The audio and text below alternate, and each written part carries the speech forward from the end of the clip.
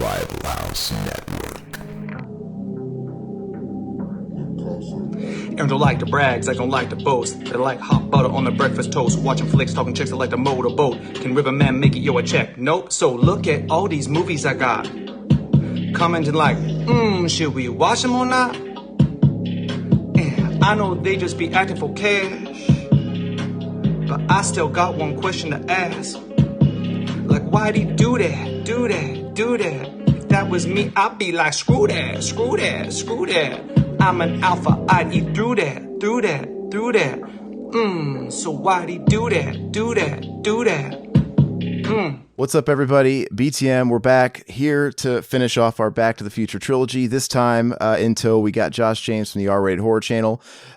What's up, dude? It's been a while since you've been on, man. When was the last time he's been on, Zach? Some 800 years.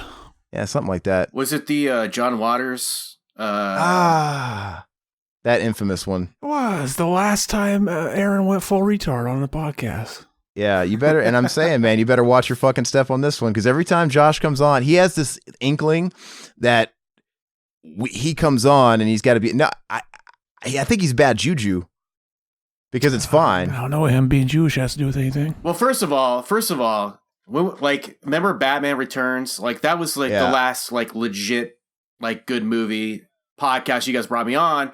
And then, yes, for some reason, we always did bad movies, and we always had like this weird dynamic that happens where you guys become like pissy as fuck and start fighting. I'm just sitting here like, but it's Sling Blade, like, but it's not you though. It's not you though. You gotta consider the other elements here. Since Batman Returns, that was quite some time ago. Zach had gone through a transformation and back and all sorts of stuff. And the last movie, the movies that you tend to come on for are Zach's troll picks, where he wants to get a rise out of people. You know, they're always fucked up movies. This is a normal movie. This is one we should all be able to get along on. Exactly. That, like Batman Returns, right? There's no fucking dicks. There's no talking assholes in this one. There's no chicken fucking. None of that bullshit that nobody really likes except for Zach and a couple of other weird fuckers. Yeah, so let's go and roll into it. It's a 2-hour long flick. We're going to start the movie in 3, 2, 1, play. Oh, hell yeah. This is right from my Blu-ray collection, too. This is dog shit. This is actually pretty cool to have you on, Josh, because we can sort of ask you some of the questions that we kind of already went through in the last couple. You know, your history with Back to the Future, your favorite in the series. Is this movie as bad as people say, or is it, you know, fairly consistent with the rest of them? Josh, why do you think they're hiding the flat earth from us? Because that's a good opener. Because it would be mass hysteria. That's why, you know? Exactly. We'd all start fucking killing each other. You're mistaking that for aliens. They would if they came out with the truth. The normal Tom, Dick, and Harry would fucking riot in the streets because they wouldn't be able to handle the truth. Exactly. They'd be like, I thought the earth was round, it's flat, therefore I will kill people now. Fuck this. Exactly. You can't do that. Exactly. You gotta hide it. I mean, it couldn't all be like a scam and a gimmick to, you know, make a buck or... Oh, yeah. You know, just a bunch of lonely people who want to get together and feel like they're a part of something. It couldn't be that. Exactly. It's just that you know, yeah. Some people think it's all a troll. It's just fucking people trolling, and some people like bought into the troll. Really? No, but people don't really buy into trolls, do they? Hell no. Especially not in this show. It could be a troll that got way out of hand. Right? It started off that way, and then it got picked up by other people that take it more seriously. You never know. Well, dude, you're like, oh, this thing's actually getting some traction. Like, and we're making money off this, doing conventions, like. You know, I could hang my hat on this and make a living off this, you know? Like, who gives a shit if it's, you know... retarded? If it means anything, if it fucks up society, you know? You know what I love about Back to the Future movies, man? They always have the recap, like Friday the 13th, you know? Hell yeah. They bring you back into the original story, you know? So was this reshot, this shot? It had to have been. What makes you say that? Because the fucking Marty shows up. Oh, yeah. Oh, yeah, you're right. Probably. Unless it cuts. I always remember it being one shot. Okay, it could have been cut there. Yeah, it probably was. I even think he kind of looks a little different. I think you're lying. I think you're just saying that because I put it in your mind. Nah, he totally looks a little different in his hair, too. I would still fuck him, though. You know what other movie does the recap? I think, Josh. I'm slowly but surely getting caught up with the Joe Bob stuff. Last drive-in, and I just finished the Christmas marathon last night. The Phantasm movies kind of do that too, and God, you kind of need them. Do. I don't know if they even fucking help, dude. They could recap the one I just watched before it all they want, and I'm like, okay, I'm still lost. Yeah. Yeah, there's something a little confusing about those movies because they don't really they don't have a clear motive about what those movies are really obviously about, what you're supposed to take away from them. It's just an Italian fucking horror movie made by Americans. So that's the point. And I guess, and you know what, I didn't hate Ravager. I heard some negative things about it. I didn't hate it. I thought it was just a shitty, it almost reeked of like a made for sci-fi TV movie, Leprechaun Returns. Actually, those were all a bunch of shorts that they made over a period of like 10 years, and then they just compiled them together, made it. And somehow it made more sense than the original. Oh. Yeah, dude, that original was overrated as fuck, and I never liked it. You just say that because you're a cuck boy. Well, Cuck boy. Josh, is he not fucking trying to start it? Don't take it seriously, you bitch. I was joking. But let me say this. I don't know if it's Zach trying to incite you into getting into an argument because he wants to impress me or fuck with me in some way, or if you're oversensitive because I'm on the show and you have to feel like you have to defend yourself more. He's definitely oversensitive. He's like the tip of my cock. Or if it could be both. No. Listen, because if you listen to the last two Back to the Futures, there was none of that going on. Zach was being normal Zach. I never called you a cuck boy whenever you said something that disagreed with me. Just as a joke. I never said that. Okay, so anyway, I see, and when you say shit like that, I lose my train of thought because I was going somewhere. It's because your train of thought is fucking Thomas the Tank Engine. Listen, whenever you throw out that bullshit cuck stuff, it's always interrupting.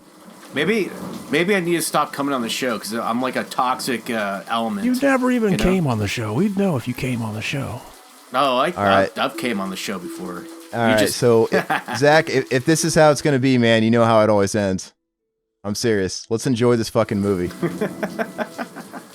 You know how it always ends? Fun fact, real talk with everybody out there. Whenever Zach does that, I don't want to fuck. And I've told Josh this on the side. I don't want to record with you for like 2 weeks. I fucking just don't. Like, I'm done. And it makes me glad that we always stay ahead, at least by one, because it gives me some breathing space when I have to walk away. Yeah, whenever I want to take a break, I just power through it. I'm the real professional here. Yeah, whatever, man. You can be a professional all you want. If you guys don't stop, I'm going to fucking call Mr. P. Shivers. Mr. P. Shivers come in here and fucking wreck this fucking podcast. Yeah, but Mr. P should be my co-host. We need to start a podcast. All right. So, hey, Josh, how about I finish what we were talking about before he decided to be a fucking little baby? Let's talk more about Phantasm for a second because I was excited to chat with you about it because I'm finally getting caught up on Joe Bob. Zach, fucking know your role, dude. Stay in your fucking corner for 2 seconds. I definitely won't joke and call you beta while you tell us your opinion. Okay. All right. Just shut up for a second. Listen, that's right. I said shut up. All right. So Phantasm, I'd watched the original a couple of times in my youth. Last time I watched it was with Riverman, like in high school, and I could never get through it in one sitting. Like last time we watched it, we fell asleep once, and it was like I was over at his house or whatever, and we had to finish it during the second go around, and it was such a slog. It bored me, and I was thinking, okay, well maybe with age, because that was some time ago, I'll appreciate it a little more, and I really didn't. I'm like, I feel like there's a lot of really good beginnings to good ideas all over the place, but none of them were really fleshed out or actually delivered on. It's like, as Joe Bob put it, what did he say? He said something to the effect of, this movie's one of two things. It's either, an art house piece or whatever, or it's just a bunch of stoned teenagers, coming up with everything they can and just throwing it all in the movie, And I'm inclined to believe it was that. They just threw everything at the wall. And maybe even kind of like when, as they progressed throughout the series, started fleshing out a little bit with like the dimensions and all that bullshit. Yeah, I mean, my problem with it is that it's a little like convoluted of a story. I think it's a multiple viewings type of thing, and I think it's a nostalgia thing. Like if you watched it, sorry, it's raining here like really heavy.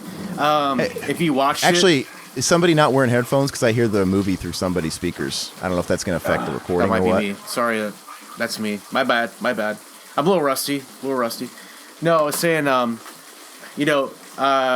Phantom, we call it the fucking franchise we were just talking about, whatever. Phantasm. Phantasm. Yeah, thank you. Phantom Menace, same movie. Phantoms with Ben Affleck. Dude, come on! I'm trying to get my mind wrapped around this fucking franchise. Anyway, so I'm just saying, yeah, Phantasm. I don't think it's bad. I think it's just it has to grow in you for a while. You have to see the movies multiple times. There's not a lot of like stuff in it that really grabs you right away, like the Hellraiser franchise. There's a lot of eye candy in that. There's a lot of debauchery in it. I think Phantasm's a little bit more subtle. I think if you watch it a lot of times, it starts to grow on you a little bit. I'll say that the actors in it, they're very normal looking, which is good. Right? Nobody looks like a Hollywood piece, and I guess he didn't work with actors. They all look like regular folks. I mean, who's the chick in the third one that looks like Chance the Rapper? I sent you guys a picture. She got the flat top. I don't know, but she's about as close as like Hollywood looking as the movie gets. But I don't know. It's just kind of a mess. But I think they got a little better as it progressed, if you could say that. But I mean, it's still not my franchise.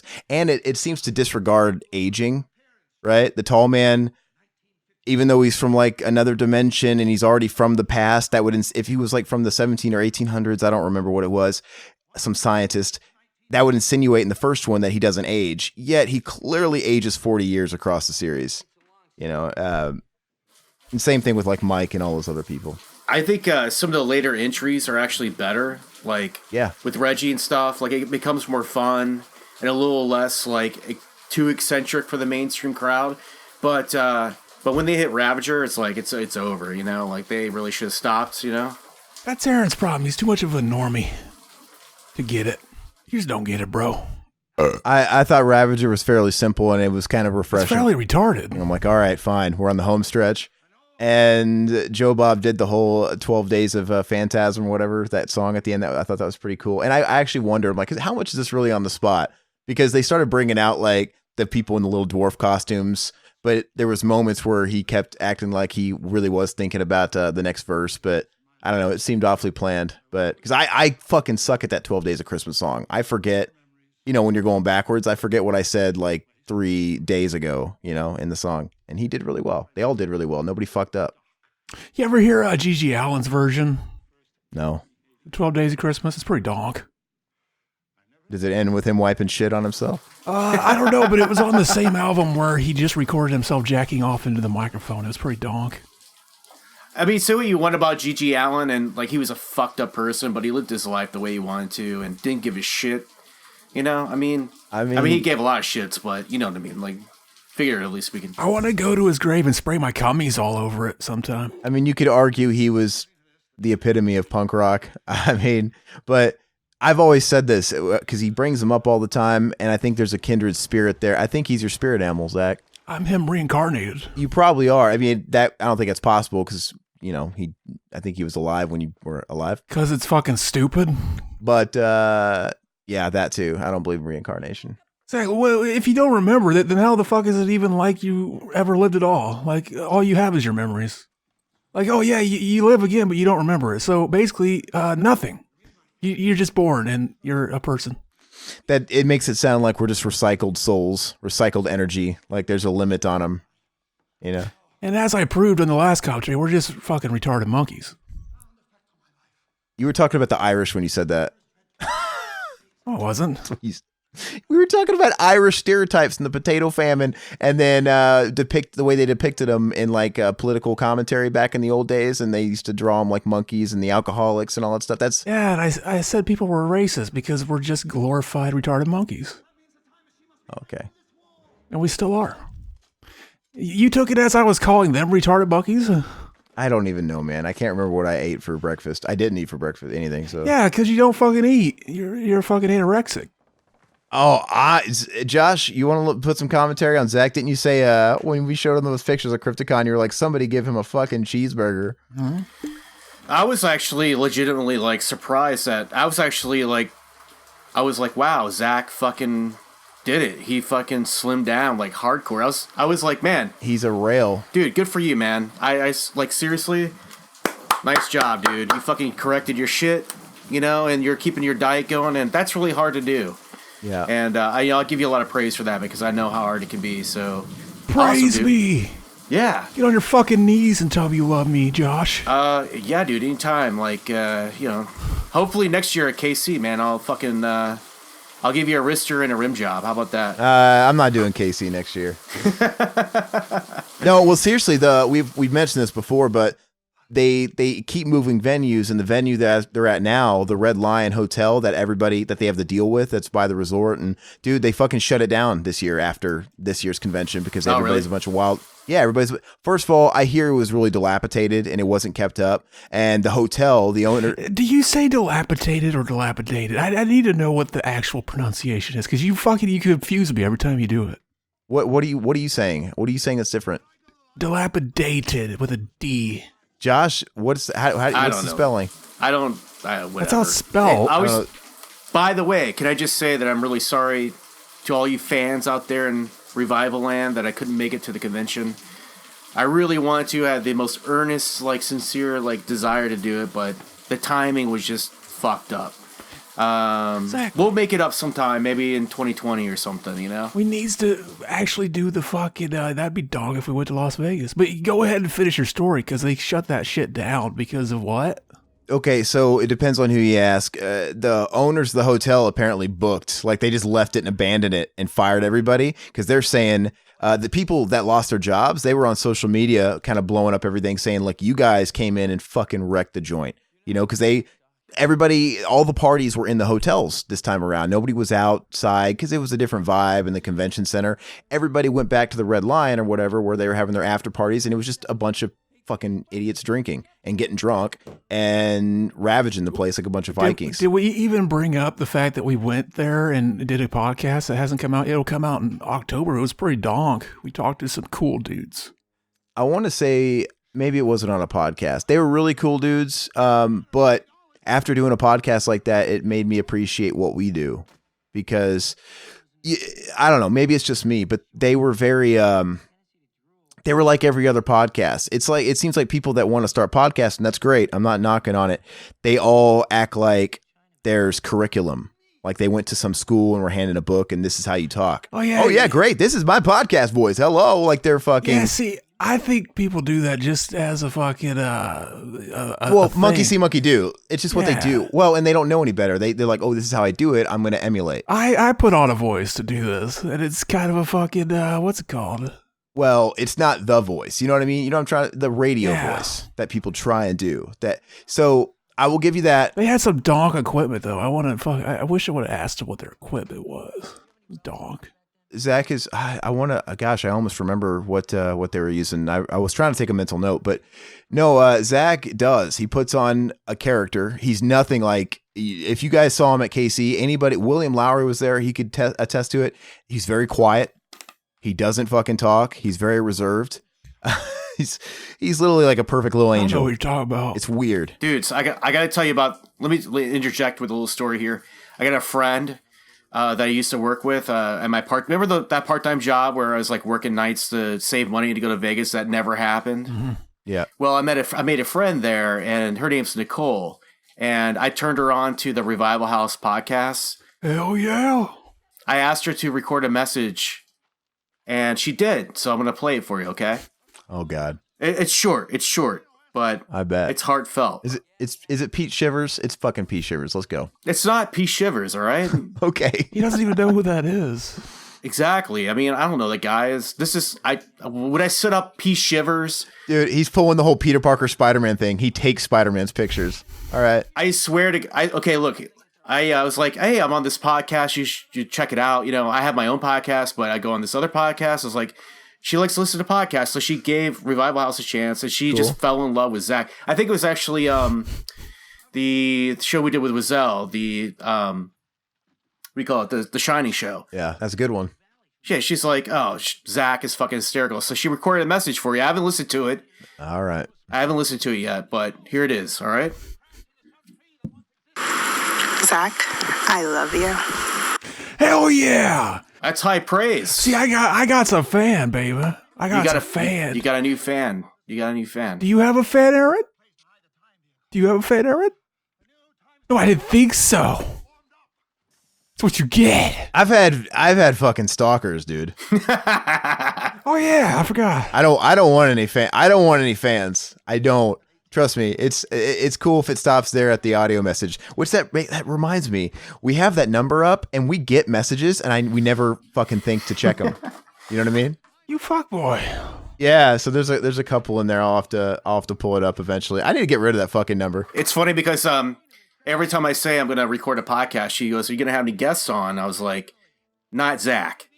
Well, yeah, I'm going to have the guest on, but not Zach. She's like, "Oh, hell yeah." She loves you. She likes that you're like your random sense of humor. She's into it. It's funny. Some people appreciate it. Turns her on. No, it's great. As a listener, I think it's great. I think dealing with it all the time as recording with them, it's a little bit of a chore. It's great still, but I can't deal with myself all the time.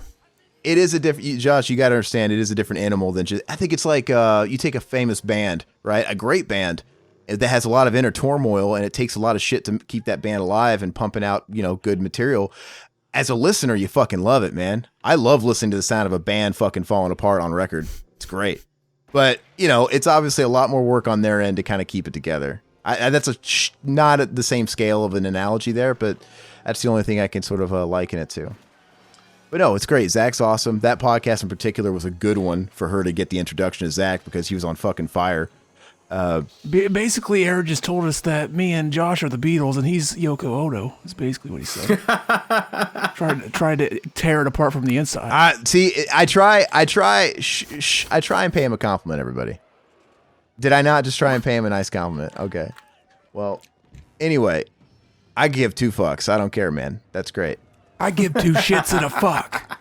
Have fun with your lady friend, Zach. Hell yeah.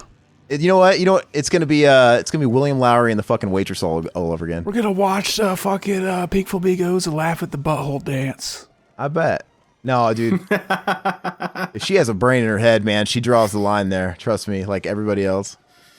I swear to God, that wasn't like a commission thing. That was a completely honest, like little. I was like, you gotta tell Zach. I'm recording with him tonight.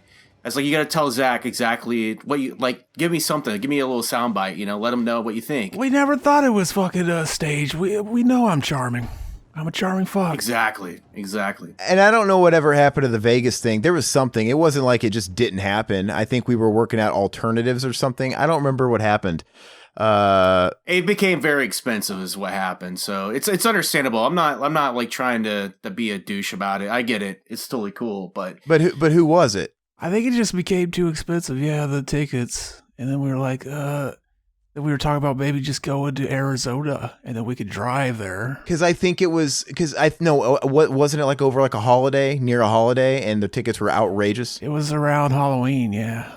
Yeah. We could always reconceive the idea. No, that's what do it, That's exactly what it was, because we wanted to go to go during Halloween and actually see the Halloween movie, the 2018. Mm-hmm. And yeah, dude, outrageous. You can imagine the Vegas parties and the events that are going on, and it wasn't even feasible. I mean, I would have slapped myself if I would have fucking did that. But I mean, I can drive there. It's not just me, but for everybody involved, it was like ridiculous. And I think I was gonna fucking hook Zach up with that. I'm like, dude, fucking, it was insane. And like even the hotels, oh fuck me. Yeah, it'd be fun, but it's one of those things where I'll just have to drive up there with locals or something. Or if you guys were in Arizona, we'll have to shoot our fucking cubbies up into the Vegas another time. Yeah. Vegas is a good time though. Can Vegas handle all of our cubbies is what I want to know. Me and my I don't know. I'm not. Tat? No, go ahead, man. Go ahead. No, I was saying Zach's insinuating that we'd stay in the same hotel room as him. Dude, that guy fucking howls like a fucking donkey at night in his sleep. It's weird.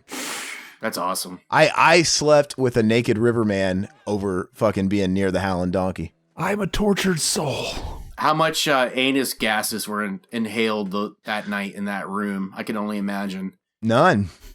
Really? Nothing. No, I didn't hear Zach. You got to understand, man. Zach is a completely different person. So like, for example, if your friend, Zach's new girlfriend, Nicole, wanted to like go meet him, if she was expecting that guy to be on like at a convention or something. No, dude, he's quiet. He's shy. I didn't hear him so much as fucking blow a kiss with his ass because he's like the guy you would go to take to your grandma's house. You would not fart at the dinner table. Well, dude, I wasn't talking about Zach. I was talking about you and Riverman because like the first time you and I ever recorded together, you fucking ripped a fart right in the first 5 minutes of the episode. And then Riverman, I guess, according to you, has a history of fucking blowing ass or whatever. And well, still, it didn't go on. It didn't. Actually, I don't think people really ate too much to really produce any of that methane because we were so busy, because it was just us three. Usually when we go to these conventions, there's a couple of other people and they kind of relieve you to go do other things. We were basically manning the fucking table like the whole time and just sort of kind of taking shifts to go make the rounds. But so we really didn't eat that much. Like Riverman on the last day and we got like a fucking pork sandwich from a food truck. Yeah, they woke up early enough to go eat the fucking breakfast at the hotel. I never get up that early. Fuck that. Yeah, well, Zach. Yeah, I'm not that guy either. Zach pussed out the first day. He's like, I don't feel well. Zach had some rough travels apparently on that. I don't blame him either. That fucking Greyhound bullshit's for the fucking birds, dude. Rite of passage. Everybody's got to do it once. Always fly, dude. Don't. Well, no. Buy that fucking cheaper ticket for $20. Fuck you, man. I paid for it, motherfucker. You're insulting me and you don't realize it. We couldn't fly.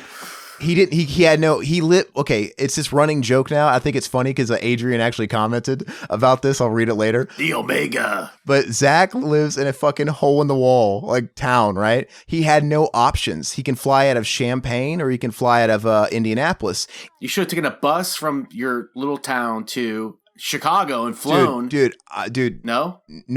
No, trust me. I'm telling you, I exhausted everything. I looked at all the different potential routes and everything. And the only way that Zach was going to make it there and actually be there the whole weekend, the next best thing would have been him totally missing one day completely, him having to leave like Saturday night or something ridiculous and get there like Friday evening. It wasn't worth anybody's time.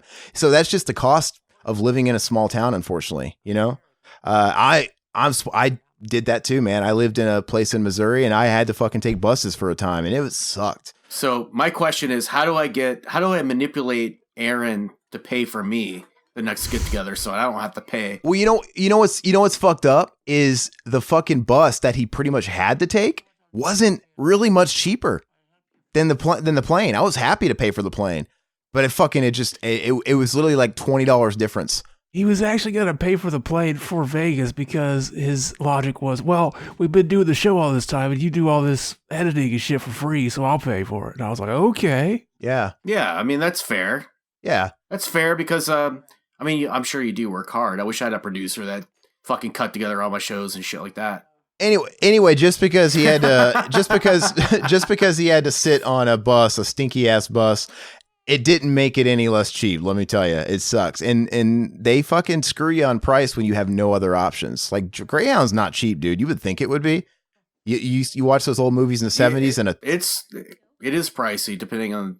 I took one Greyhound bus from Chicago to Louisville, which is a really small, distance really, if you think about it.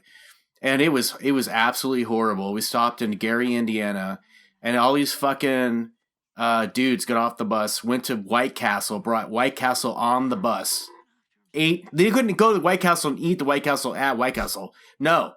Oh, no. They brought the White Castle on the bus right before we were about to leave. Oh, horrible. All right. Stone Cold Steve Austin loves White Castle. Exactly. And I had a fucking clam bacon fucking secondhand White Castle for like shit. From Gary, Indiana to Louisville was probably like 6 hours or something. Oh, it's brutal. Hell yeah. Brutal. Oh, yeah. Brutal. Fun fact, they did want to get Crispin Glover to come back for that part there for Sheamus. Oh, yeah. We're watching this movie, aren't we? Hell yeah. Yeah, no, I wish I could have put him on a plane because I know firsthand, dude, buses are bullshit. But still, that didn't prevent me from spending over almost $600 on Zach that weekend. Trust me. Fuck. It's ridiculous. That's why I bought the fucking food, the grub. You're fucking Aaron's your fucking sugar daddy, bro. No. I was happy to do it, but it was a very expensive. It was an expensive trip for me. I was happy to let him do it. Yeah. I'm just joking. Thanks for that, by the way. Yeah. Zach took us all out for dinner, which is really cool. And one thing we didn't say about that whole dinner was, William, he came along. Yeah, come out to dinner. And the Lowrys. I wish he would have spoke up because we said, oh yeah, we're thinking like a steakhouse. There's a Longhorn or whatever. Or I don't remember if it's Texas Roadhouse. One of those. Was there like a Lowry seasoning on the table? No, I didn't even think about that. That was funny, but or not that funny, I guess, but interesting. Yeah, no, but what was funny is we're waiting for him. Why do you always gotta step on my jokes, man? My jokes are brilliant. Well, I actually thought about it like in person. Like, actually, it wouldn't be funny, but it was, it would just be silly. But anyway, we're waiting around for him. Like, okay, where's he at? Where's he at? And I think I texted him or something, or somebody texted him, and he's like, oh, I ended up going the wrong way. But just I don't think I'm gonna make it. I'm like, dude, you fucking went a mile out of the way. Turn your ass around and come back. It's fine. We'll wait for you. And I'm like, we live in an era of GPS anyway. Like, how do you go out of the way? And we were literally like a mile and a half from the hotel. Like, just come. So he ended up coming, and he knew where we were at and everything else. And he sits down. You remember what the first thing he said? I looked at him and said, hey man, we're waiting for the order. That's fine. Take your time. Look at the menu. Have some peanuts. He goes, well, actually, I got a peanut allergy. I'm like, dude, we came to a fucking steakhouse where there's peanuts everywhere, all over the floor, all over the fucking table. Like, you should have said something. We would have went anywhere. But it's like, I got a peanut allergy. I could die. Yeah, I asked him about that. I was like, I'm not allergic to anything. What's it like? And he's like, oh, well, my throat fucking gets real dry and starts fucking, there's a lump in there that makes it hard to breathe and shit like that. I was like, damn, that's donk. To my knowledge, I've never had an allergy, but I think I do have one. And I got the suspicion about 5 or 6 years ago. I think I'm allergic to cashews. I haven't gone to a doctor or anything about it, but I went through a phase where I just loved cashews, and I was buying just the canisters of just straight cashews. And whenever I'd eat those, man, I'd get a real bad headache, and not just like a normal headache. I'd feel real dizzy and woozy, and I'd have to lay down. And I noticed it then, and then I would start eating like mixed nuts. And I noticed if it was a mixed nut blend that didn't have cashews, I'd feel fine. But if I ate like a mixed nut blend that also had cashews in it, like I got that feeling again. So I hate it because I love cashews, but I think they fuck me up. Fucking and it's not worth it. Chocolate covered cashews, though. They're great, man. And cashew milk, I used to like that, but I can't. What about the Hershey's with the almonds? That's fucking orgasmic. There's so many really cool mixed nut blends and fruit blends, dude. Like, I can't have because they got cashews in them and it's not worth getting sick. Yeah, almonds are great. Those are fine. I broke my tooth on an almond driving down to Riverman's house one day. It sucked. It's because your teeth suck. Yeah, it was brutal. Well, it was brutal, man, dude. I had to go. I had driven 7 hours to get to Riverman's, and I was eating, and I broke it on a fucking almond, and I was in agony because I guess it was infected or something, and there was an infection inside. And I at the time I was pretty young. I didn't have dental insurance, and I was in Omaha of all things. So I went to Creighton Prep, which they have a dental college there, and I went to the dental college. Isn't that weird how dental insurance like it doesn't cover, but they cover weird shit like a chiropractor? Which there's like no real evidence behind, like, oh, that doesn't fucking help your back. It's just, oh, they crack your back, it feels a little better. They don't really do anything. Well, some people share horror stories about chiropractors. Some people preach that they can do damage to you. You know, I don't know. I went one time. Yeah, like when your teeth are fucked up, it can fuck up everything. You fuck up, you got a headache and shit. I kind of feel like the chiropractor thing is like a placebo effect. You know, you expect it to work, so you go in. They do like a. They pick you up by the trunk of your neck and like drop you real fast and your back cracks. You're like, oh my God, I feel so much better. Like anybody could do that to you. Your girlfriend could probably do that to you or something. Yeah, there's some that admit like, yeah, we're popping your fucking joints and it feels better. And then you basically got to come back whenever it hurts again. But there's some that are like, they buy into this weird shit. We're like, oh yeah, your spine. Like if it's out of alignment, it'll fuck up. You'll get bad headache. Like weird shit. Like they show you a model of a spine trying to tell you what's wrong. I'm like, I guess I have to believe you because I can't actually see my own fucking spine to justify that it looks like this fucked up fake Halloween spine. But okay.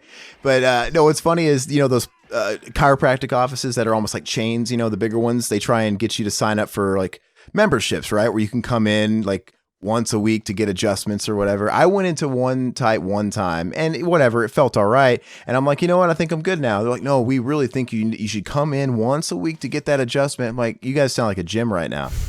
No, I'm fine. I'm good. How about I call you if I get fucked up again? In HD, you could clearly tell that thing you just caught was like plastic, not like metal. Yeah, very true. I noticed that too. I like how Marty McFly has the nuclear sign on his fucking his Western outfit. You know, exactly. He was just doing the moonwalk. I was donk.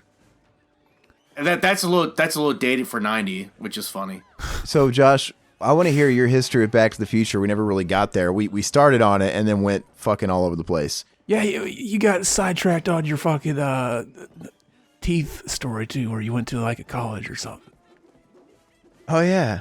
Oh, I did. That was just a shitty experience. That's just one of those things you do when you're a broke kid. Went to a dental college and got it extracted. I had to wait there for 15 hours in agony, and it sucks. It's being an adult and older and like quote unquote having like a job. It's not overrated, man. I mean, security's not overrated. I don't miss being a kid that had to go on Greyhounds and not have fucking dental insurance. It's bullshit. So anyway. Some jobs don't give you it though. Pretty shitty. It's usually shitty when they do too. Mm-hmm. Like I'm pretty lucky, dude. My company, the insurance is actually really, really good, but it was never like that before. It's always ass. It really is. Mm-hmm. But hey, Josh, so tell us your history. When's the first time you saw Back to the Future, and how do you rank the series? And what's your thoughts on this one? I know there's a general consensus about it, but what's your take? The main memory I have about Back to the Future was my mom taking me to see Back to the Future and E.T. as a double feature. I know they weren't the same years, but they must have been like, because my mom, we grew up like pretty poor or whatever, and my mom would take me to the Dollar Cinema. Yeah. There was a Dollar Cinema in Louisville we would go to, and they would always pick up everything like a few weeks after it hit like the big weekend. So... But then sometimes he would couple up movies that were like blockbusters or whatever. So you have to go back to fucking... Let's see. Back to the Future was what, 84? 85, right? 85. E.T. was 81, I think. So they had a Back to the Future E.T. double feature weekend for like $2. My mom took me. So they played Back to the Future first and then E.T. after that. And it was like probably one of the best memories of my lifetime. It was great. Incredible. I mean, they're two amazing movies. Mm-hmm. And after that, when the second one came out, it was just a nice follow-up. My memories of like Back to the Future 2 were like going to Pizza Hut. Because like my mom would take me and my sister to Pizza Hut. That was like an outing, you know, for like any average, you know, mid-level family or whatever, go out to Pizza Hut, get a pizza. You go throw a couple quarters in a jukebox, maybe play some Miss Pac-Man. Fuck yeah, that stuffed crust is donkey. Fuck. Hell yeah. And I remember when we went to Pizza Hut, they would give you, because they were promoting Back to the Future back then, they would give you these like Back to the Future 2 sunglasses, which are like these really like radical shapes and shit, like, you know, triangles and, you know, whatever. Was like their promotion piece for Back to the Future 2. Radical fucking triangles are the future. Nothing says future like that. Yeah, exactly. To them, that was like the future in the 80s. And then, so we went and saw that, and that was a lot of fun. And then, I don't really think I saw Back to the Future 3 in the theater. So, it kind of fell off. I probably caught it on cable at some point, and then... I have to admit, the first time watching Back to the Future 3, I was like, this one is the least interesting. I was a kid, and it's like, yeah, like a fucking Western doesn't interest you as a kid. I think you guys actually made a really great point in the Back to the Future 2 episode you did, was that it's just all contained in one little space where, you know, Back to the Future and Back to the Future 2 were like all over the place. You know, they moved around a lot. There was a lot of different set pieces. It was more interesting. I think they kind of took a lazy approach to this, making it just a Western type movie, and I guess they figured that they got the backlot, they could do it for cheap. Let's just bust this shit out, you know? They were doing 2 movies at one time, you know? They did decide to do 2 and 3 back to back because it was during a long vacation time that Michael J. Fox had between like filming the last season of Family Ties. So it might have been like, oh yeah, let's kind of keep the third one kind of smaller so that we can film them both in this time. Yeah. Well, by the way, Back to the Future 2, when it came out, felt very futuristic.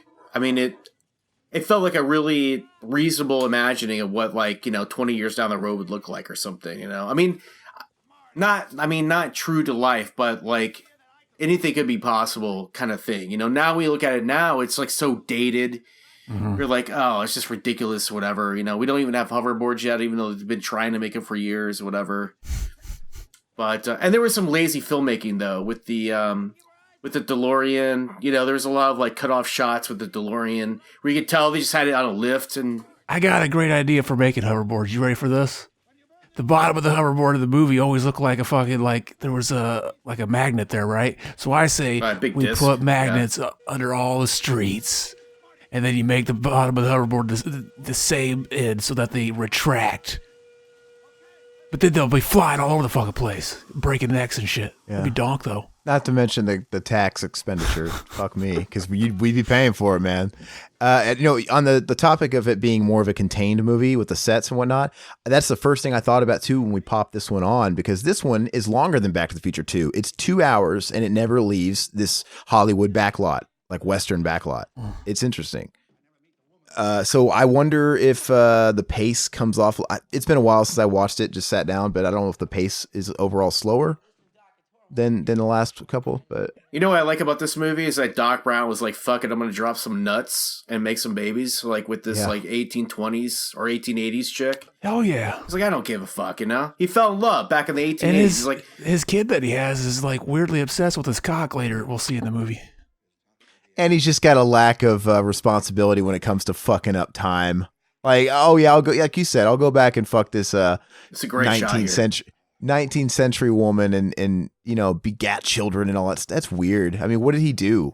Right? Don't you think the butterfly Back to the Future doesn't follow the butterfly ripple effect to a T? Because him having those kids. Hey, he got hit by lightning. He accidentally went back to the Old West. And then he decided, well, fuck it, I'll just let Marty know via fucking note that I'm fine. Don't come back for me. And then he had to, you can't just expect him to not find love, baby. Yeah, Marty, he's a good-looking man. Yeah, Marty and he's smart.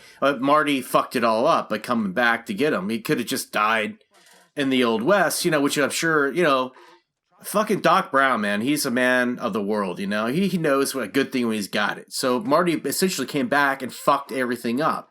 But did he, though? Because fucking Doc Brown, he's the man. I wouldn't want to leave my buddy Doc Brown back. Well, that's why fucking Brown fucking stays back in the 1880s, man, because he's got a hot piece of ass and, he's a family man now, Fuck it. Yeah. I disagree with Zach, though. Even as a kid, I've always loved Westerns. I know Zach doesn't really like Westerns, but I love Westerns. Oh, man. Me too.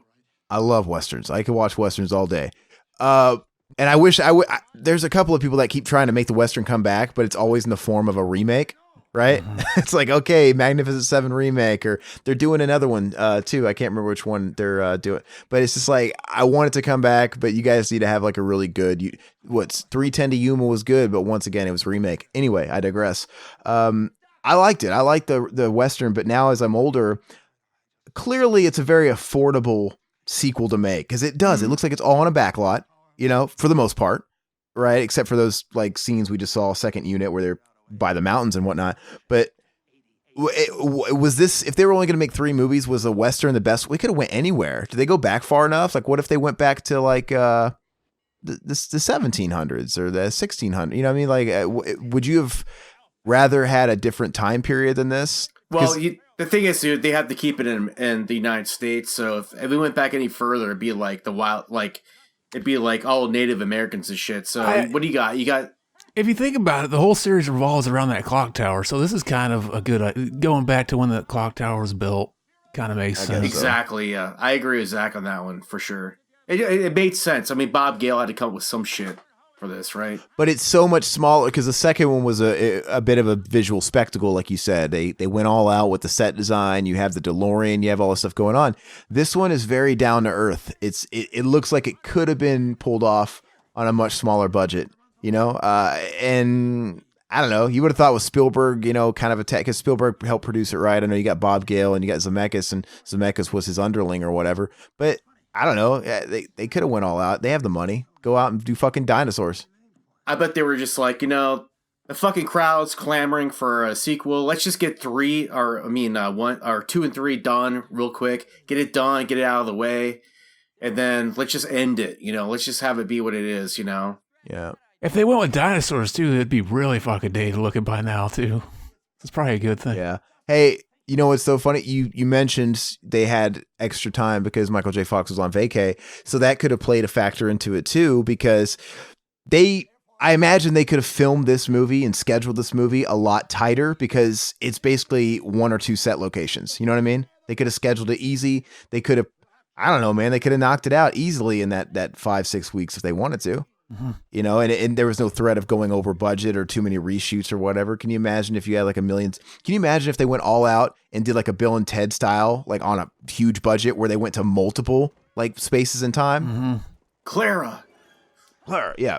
I was just gonna say I saw a meme recently of like where Doc Brown was really young, like a teenager, and then what do you call him? What's his name? Fucking back to fucking Biff. No, the other guy. Fucking Marty McFly? Marty McFly, sorry. Yeah. Oh, okay. My memory is just getting worse and worse by these fucking commentaries. Yeah, Marty McFly is like real old. That would be a great setup for a fucking movie, Like, it would be really interesting to see Marty McFly real old. They de-age Christopher Lloyd. And, like, work the fucking, like, Parkinson's into it, Oh, man. And then, like, have Doc Brown be, like, de-aged by deepfakes and shit. It'd be fucking amazing, dude. Like when he comes to the current time and he's introduced to the old Marty McFly that's like trembling, he's like, "This is the cost of you fucking with time." Exactly. And fucking it's incredible. Well, there would be like a ripple effect. Like, yeah, you could write in like, "You did this to me, Doc." But also, what if him staying back in time and fucking her and, birthing and get what, Jules and Verne is their name? What if he pulled a Terminator and a Michael Biehn and he just gave birth to like himself, right? And then Jules or Verne was an ancestor that eventually would lead to the Doc Brown again. What if he's his own ancestor is what I'm saying? What if Doc Brown and Marty McFly time traveled to 2019 and became a gay couple? Oh, yeah. That were like offended by everything. And that would be amazing because everybody would relate to that. I would come. It's funny. On their porn tape. On that topic, I because I mentioned Bill and Ted a minute ago. It's like you watch Bill and Ted, and the shit not even 30 years ago wouldn't fly today. Remember where they hug each other? Fags. Yeah, it's like right? you couldn't say. They said that they would show that stuff on like TBS, like unedited. They would say fags after they hugged each other when Ted was alive. So, but it's funny. By the way, I always thought this actress was hot in like kind of a weird way. No, in a motherly way, like you want her to make you a sandwich in bed and stroke your dick off. No, I feel you, dude. I feel you. Yeah. She's just got that vibe. She was in what is it? Step Brothers. Yeah, she was hot for the longest time. Now she's kind of starting to look her age, but yeah, even up to Step Brothers, she was hot, and she's got this perky little rack, man. So yeah, definitely, I want her to serve me a PB&J with the crust corners cut off, and I want her to make me spurt. It'd be amazing. You gotta eat the crust, you little bitch. That's good shit. I always think of her for that movie. There was that movie with Steve Martin she was in. And Keanu Reeves is in it too. Oh, the Parenthood. Yeah, I've seen that. Parenthood. Yeah. Yeah, well, she's still Ted Danson's wife. He was nailing that. Was that post Whoopi Goldberg or what? Yeah, it's obviously post Whoopi Goldberg. Yeah, he had an affair. He cheated on her with fucking Whoop. That's fucked up. No, he didn't. But ugh, gross. Whoopi Goldberg, she was in fucking Eddie? Star Trek. She was Eddie. She Dude, was in Star Trek? Yeah, Next Generation. Inconsistent. I don't think she was like in every episode, was she? She would. I don't know. It's like a walk-on thing she did. No, she was on it consistently. She was a character in Next Generation. Are you guys like Star Trek followers or just casually or? No, I'm not at all. I just know she was on the show. I mean, just growing up with the fucking show. Yeah, but she was on it. I didn't watch it growing up, but I started watching it on Netflix. There's that new Picard show. My brother likes Next Generation just because he likes Patrick Stewart. So I wonder if he'll watch that. But yeah, Patrick Stewart's he's really cool. I guess if I did watch it, I'd watch Next Generation. You got to watch the episode with Famke Janssen. from Next Generation, where she's like basically like this alien concubine, but she's so fucking hot. She's like falls in love with Picard like right away. Does he fill her with his cummies? Yeah, totally. No, she's a beautiful woman. In fact, Famke Janssen, when she was cast way too old when they put her as Jean Grey, right? Because she's not young. She's like in her 50s now. Yeah, but she was look great, I think, in that early X-Men. Oh no, I know. She's still attractive, but you see that old shit, like holy shit, Famke Janssen was still around like how many years before X-Men? It always bugged me like she wasn't quite young enough, but she's beautiful. She's also in Lord of Illusions too. Yeah, Scott Bakula, the man. Fun fact, I didn't get to bring it up, but that scene while they were putting Marty up on the fucking the noose, he actually got fucking hung there by accident and lost consciousness. Really? See, if it was me, if I could go back in time and be Marty in that scene, I would have jacked off. I guess. That's what I always say. If you die by getting strangled, you might as well jack off. You have nothing to lose at that point. You might as well try to come. One way to make the best of a bad situation. See, I need to find a significant other that's into fucking choking me when I come. Ask your friend Nicole. Hey, plot twist. When he jerks off while he's getting hanged at the noose, he fucking jerks off on the ground and he doesn't realize it, but the guy that was hung there before is like Uncle Frank and he produces like a Hellraiser spinoff and he comes out of the ground and he's got a fake looking bag heart. Yeah, we have a whole different movie. Don't call that fake looking. That movie's great. Those effects are great. I love that shitty bag heart. Like the effects are great in that movie. Everywhere else, I'm like, why did he think that little bag heart would fly? No, that's the best effect of the movie. You know what I'm talking about? How shitty that looked. What about the ending effects where they're just fucking like drawn on, like fucking lightning rods just drawn into the film. What about I kind of like that animated lightning thing. It's charming. You know what I like about Back to the Future? Is that each episode is like poetry. They rhyme, you know? Oh, yeah. Huh? What? Which is, I mean, it's amazing because they always repeat the scenes that were like huge in the movie, right? So, you know, there was like a team of like creative people that made all those models and set up the scenario. And I really like that they just recreate that whole thing from the first movie, you know, like where they're trying, okay, we got to get the train to the time machine and everything. And that makes this movie like passable. It makes this movie good because it calls back to the original. They always like go back to the original good stuff. Well, what's funny is like that could also be a detractor sometimes to different movies. Maybe not to this one, but you know, when they rely on the same beats, right? If it ain't broke, don't fix it. And they literally play off those same script beats in the sequel. You know, you could do that for like, what comes to mind right away is like Rush Hour. You watch Rush Hour, you watch Rush Hour 2. They're the same fucking movie. They just flip it, right? I disagree. Rush Hour 2 is a superior film.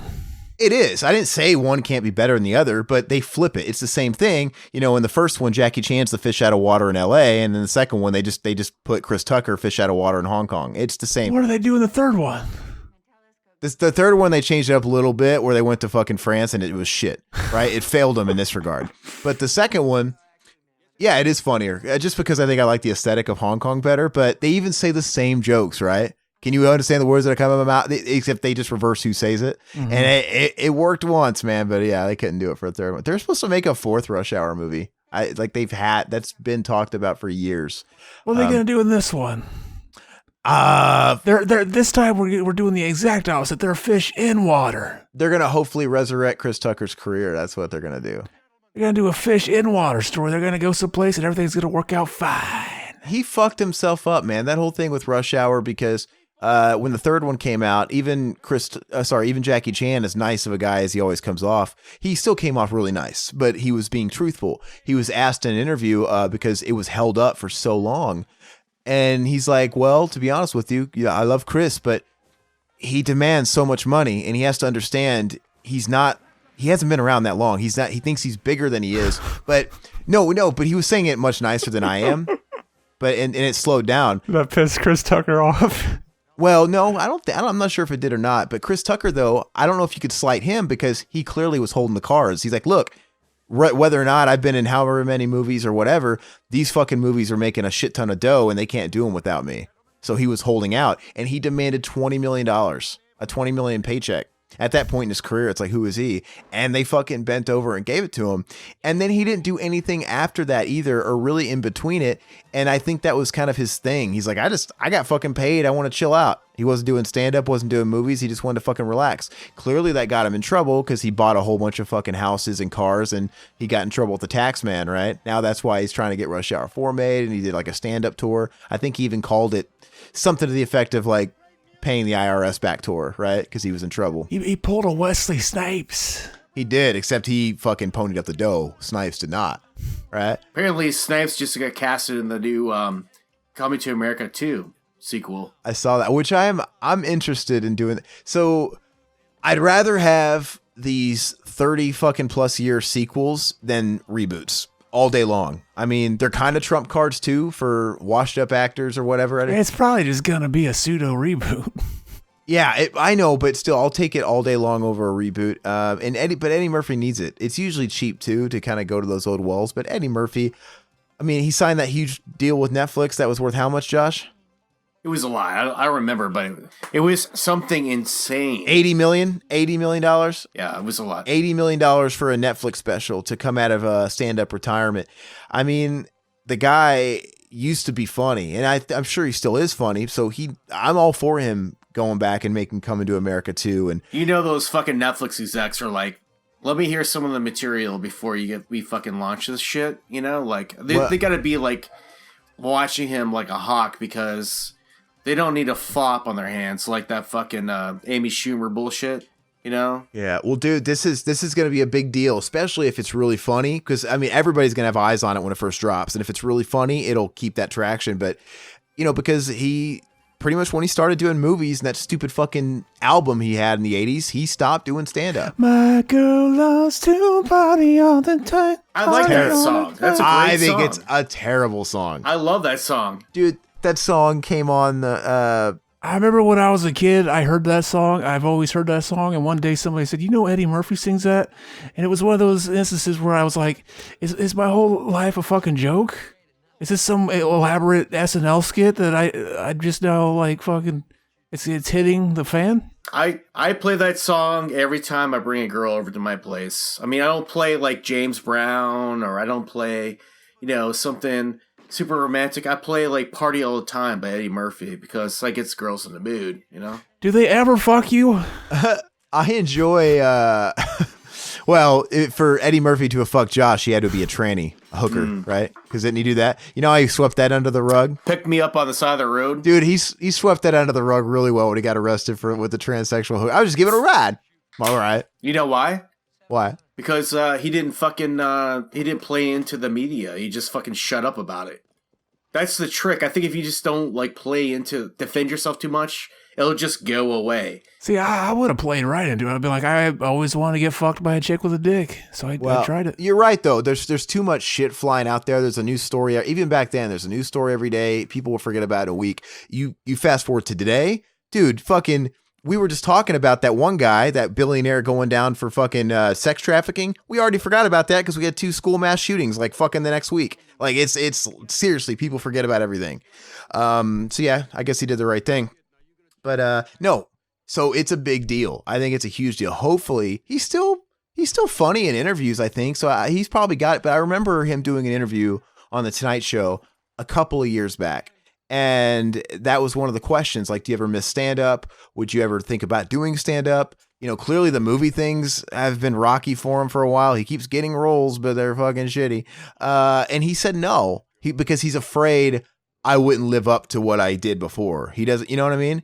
And so I've wondered, like, man, what made him change his tune in just a couple of years? And obviously Cha-Ching.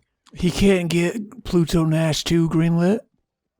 Yeah, or fucking any of those fucking shitty movies. Norbit, you know? Norbit's amazing. But I don't know. He's one of those guys. He's like Chris Rock. Chris Rock's stand-up was funny, but his movies never took off. He was never funny in the movies. Bullfinger 2.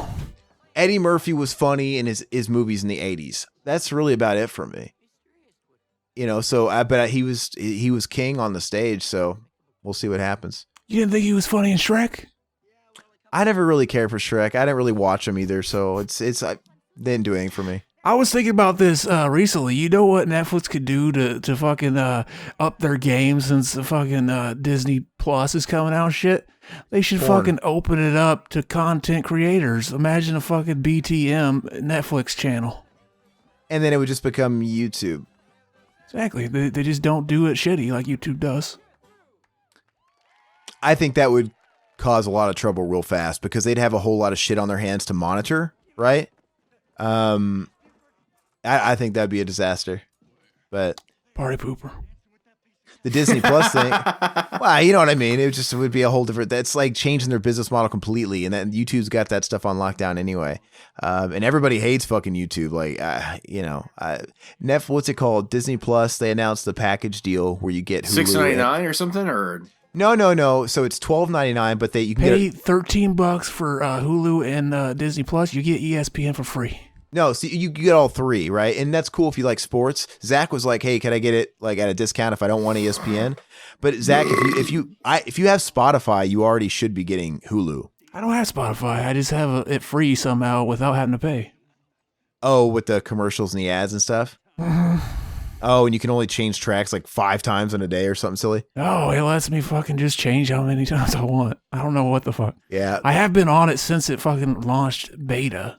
So maybe I'm just like grandfathered into whatever it was. Well, there you go. I mean, so I pay $9.99 for my Spotify. I get Hulu for free with the Spotify. So I mean, for me, I'll just get the Disney Plus for $6.99, and it's like I already feel like I'm good because I don't want ESPN. It doesn't do anything for me. But I like how they change the tables here, where Doc Brown's woman gets pulled away by Biff. That's fun. Imagine how shitty their breath has to smell.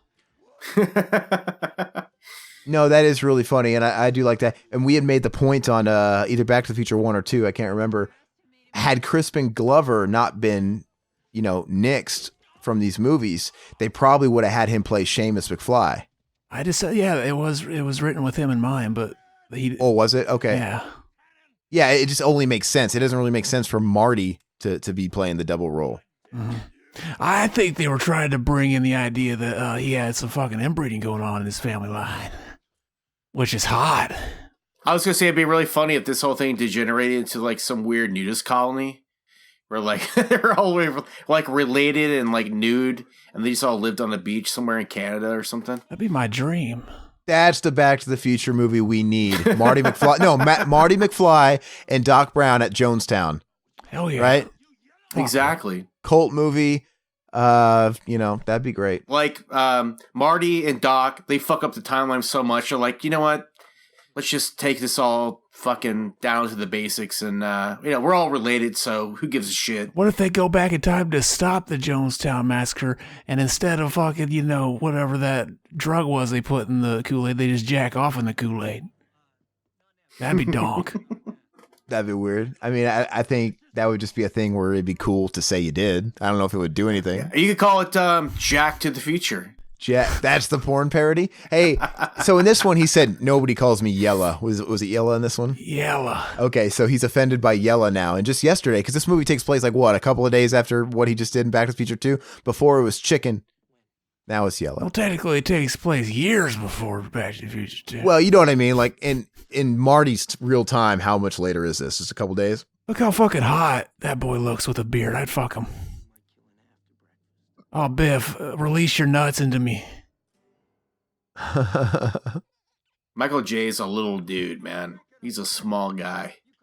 If I could meet a fucking celebrity, it'd probably be like Michael J. Fox. Is he a forever teenager, man? You guys gonna do Teen Wolf next? Yeah, we are. You can come on for that if you want. Oh, cool. I can wreck that too. Hey, look, they got fucking ZZ Top. ZZ Top, man. Is that Dusty Hill? But we just decided to why not make it a fucking Michael J. Fox month, I love Teen Wolf. Does ZZ Top, do they just poke a hole in the back of their guitar and spin it on their cocks? That's what I would do. Hell yeah.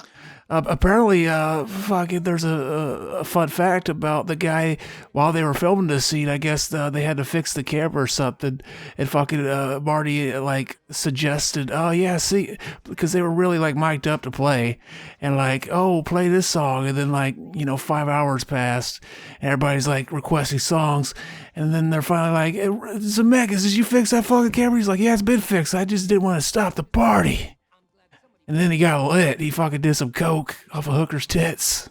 Nice. Hey, they should have, speaking of shadowing the first movie, during this dance scene, they should have had Marty McFly go up there and like take the banjo and play some modern song again, right? Maybe totally. maybe not Chuck Berry, but another song, right? Oh yeah. Power of Love or something, Yeah, or he sings fucking Huey Lewis and it becomes all meta. He plays the darker bluegrass musicians, and then he's like, you guys aren't ready for that. Your grandkids are gonna love it. No, so this is one of those time travel movies where somehow, some way, everybody had ancestors rooted in this town, because you had Strickland and everybody on the sun. That baby looks CGI, dude. That face is freaking me out. Is that a doll? Look at that face, though. It looks like, for a second, it looked fucking weird. It still does. Isn't it crazy that that's a fucking grown human being right now walking around somewhere? Yeah. Well, how would you like to say? You could say, hey, I was the baby in Back to the Future 3. This is like 1990, so they're what, like 20, 19? No, 30. That's 30 years ago, bro. Almost. Wait, so this is 90? Yeah, my bad. My math sucks. Yeah, so that's it's like that kid who was on the Nirvana cover. It's like, hey, yeah, I was the fucking little dick on the Nirvana album. Pretty cool, huh? It's just one of those things. See, what if Marty went back and fucked his great-great-grandma or whatever she is to him? That'd be hot. Well, that's where the series could have went, because we mentioned that in the last one. In the second one, he was in a position to not only fuck his mother in the first one, but he could have fucked his daughter in the second one, right? And then, yeah, he could go back in time. He could be fucking Leah Thompson here. It's really funny that if you'd gone back to the first one, where Marty was like a total cuck and he was afraid to like say no, and basically Lorraine like raped him, and then so he nutted in her and then she fucking got pregnant, right? Oh, that'd be awesome. Yeah. So then, but the second movie, she had like a little mongoloid Marty McFly, right? Oh yeah. And then the mongoloid Marty McFly had a baby with another girl in the town or something like that, like in Hilldale or whatever. And then Marty could have got back in time and fucked her too. It would have been like a copy of a copy of a copy, like a copy machine, And then he could go to 2019 and fuck, Leah Thompson's real daughter. And then my point would be is like, then you would end up like with a population of the people that we live with now, who are like basically just completely retarded people who don't understand anything at all. Hell yeah.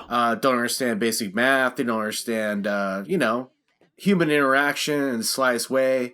So me, basically. A bunch of morons roaming around and just watching the internet on iPads all day long. That would everything would match up in the end, Fuck yeah. I don't know why, but when you mentioned the fucking up the DNA and mongoloids and stuff like that, I don't know why I got this idea that we should write a movie, kind of like a Critters movie, like Critters, but it's mongoloids, but not critters, and they're portrayed as little like things, and mongoloids in space, and Zach can star. Oh yeah, right. Mongoloids is offensive now, so we can't use that name. But well, I like the way you're thinking, though. It would be the most offensive movie of all time, especially if we don't even cast a mongoloid to play the lead. We cast Zach. It's like appropriation. No, it's like that movie, The Ringer, of Johnny Knoxville, where they hired a couple, like real handicapped people, but the rest of them were actors really hamming it up. The actors who really weren't handicapped were acting way more handicapped. They're like, geez Louise, it was ridiculous, like over the top. Yeah, we'll call the movie What's Wrong With You? And we'll just be a bunch of us like normal people trying to figure out like why like people are so fucked up today and can't just enjoy life a little bit. And it's got maybe we'll get Bob Gale to like take a look at the script, and yeah, I'm sure Spielberg would produce it. I have a feeling that unlike guys like Jim Wynorski, Bob Gale wasn't easy to reach on Facebook.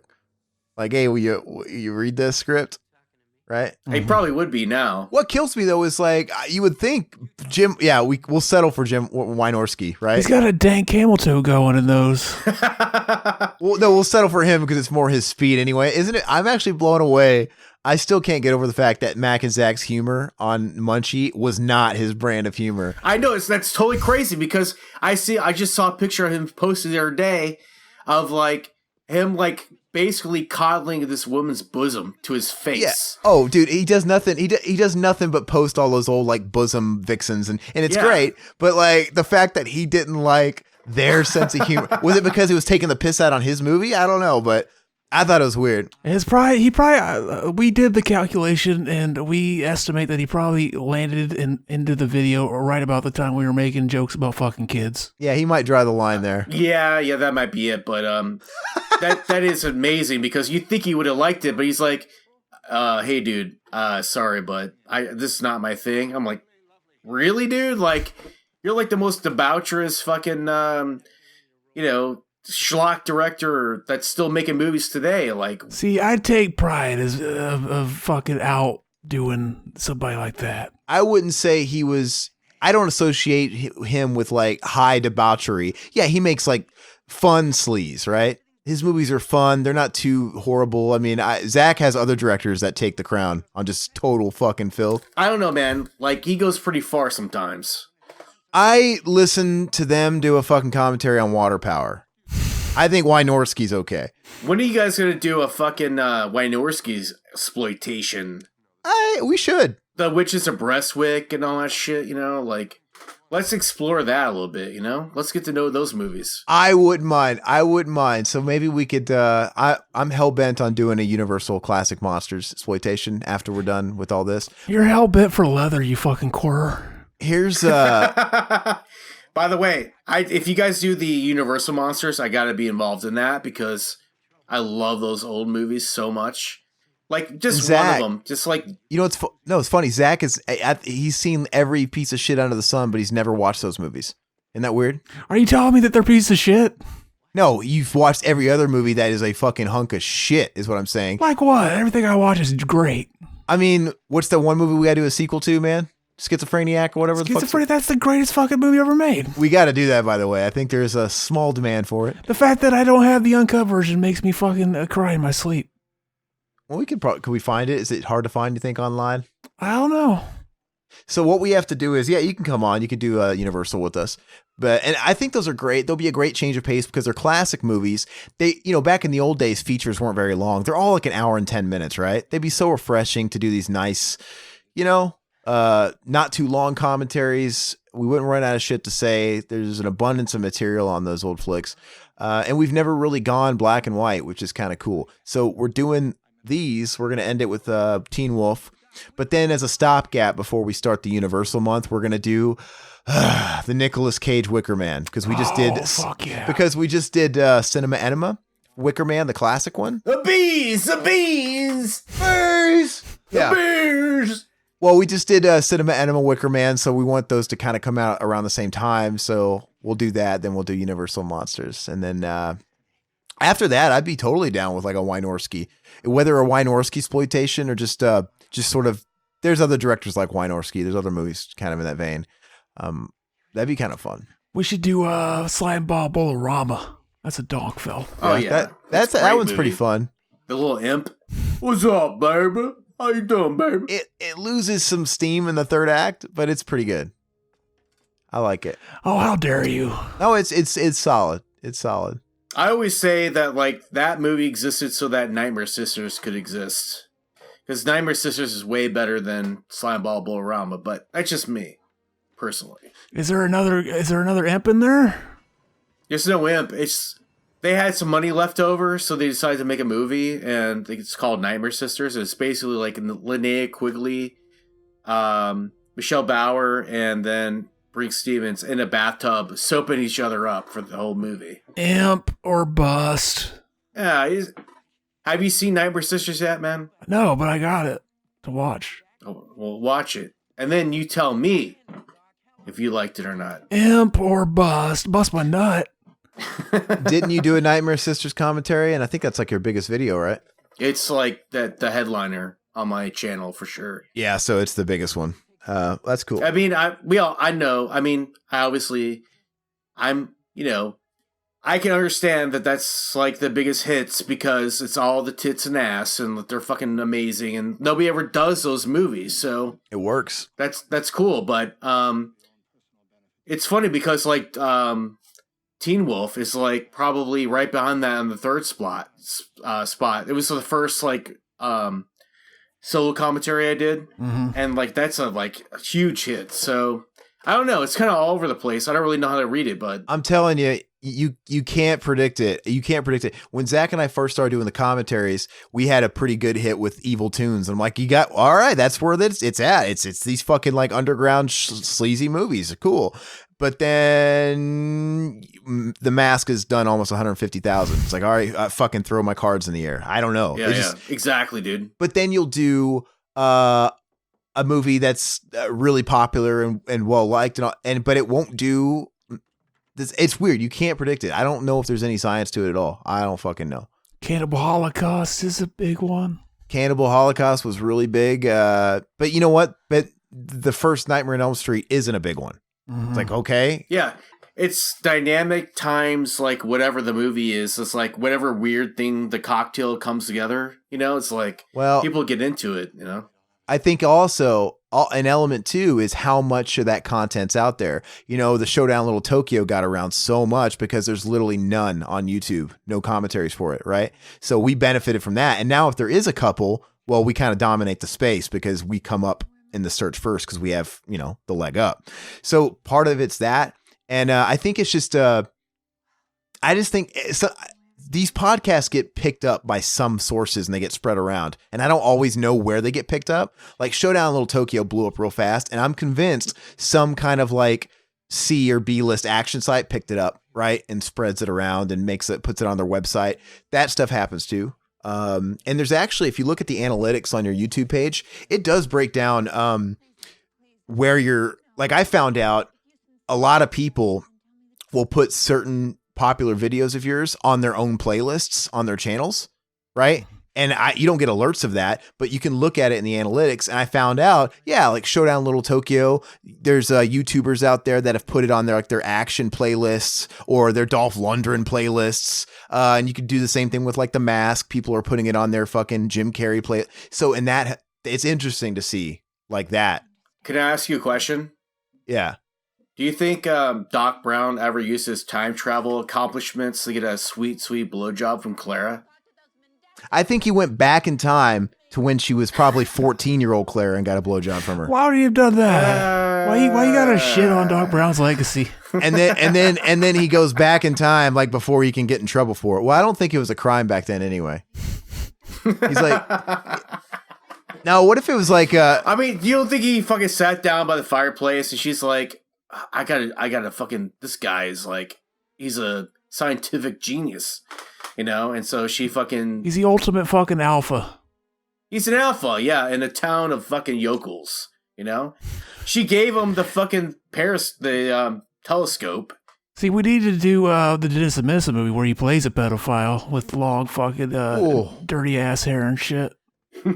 Hanging out in front of a fucking schoolyard, checking out the kids. Did you say shooting up kids, you motherfucker? Checking out the kids. Well, that's not any better, but no, I would just use time travel to expedite really fucked up science experiments. Like I'm going to jerk off in a mason jar in the year 1300, and then I'm going to go back to the year 2019 and see what it looks like now.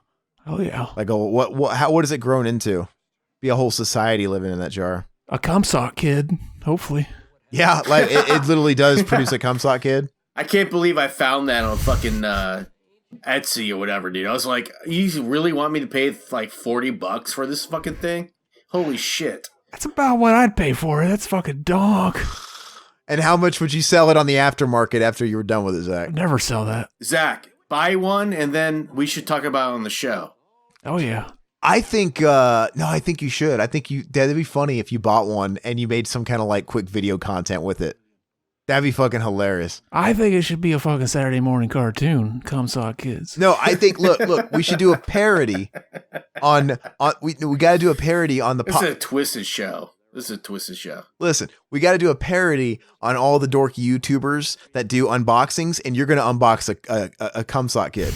And you're going to be taking it so fucking deadpan serious, right? And then you could like splice it like you're going to go use it, and then the footage cuts to an edit and it's back, and it's like, then you're talking about, I don't know. And it's like all crusty. You've got it like stuck together. I present it as like it's one of those fucking things that you put in water and it grows, or you fucking you put it in dirt and something grows. It's just a sock when I open it, and I'm like, I'm gonna go. This is the cum sock kid's fucking kid. I'm gonna go use it.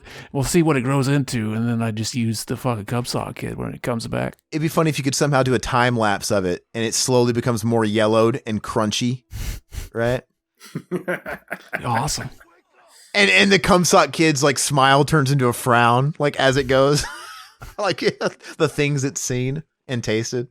Mm-hmm. That's weird, man. Sexy. No, I saw you put on your YouTube channel that little you mixed up that song with fucking Falling Down. Oh yeah, that was a donk mem. Dude, you should work on those. Are funny ideas. You should do stuff like that and put them on the channel. I think people would like that shit. Oh yeah. I mean, obviously, I don't know how careful we have to be about like the properties and stuff, but if you do it like you did it, where you're cutting away, and not showing something for too long, any one thing, it could be really funny. Make you come. Yeah. This movie's just blowing through. You think so? Oh yeah. It's got 40 minutes left. To me, it's like dragging like a motherfucker. Yeah. It's not going nearly as swiftly as the first two movies. That's for sure. Oh, you guys are fucking party poopers. Hey, Josh, what are some of your favorite Westerns? This is kind of not for a Zach conversation because he doesn't like them, but Zach has to like some Western. This is probably his favorite Western.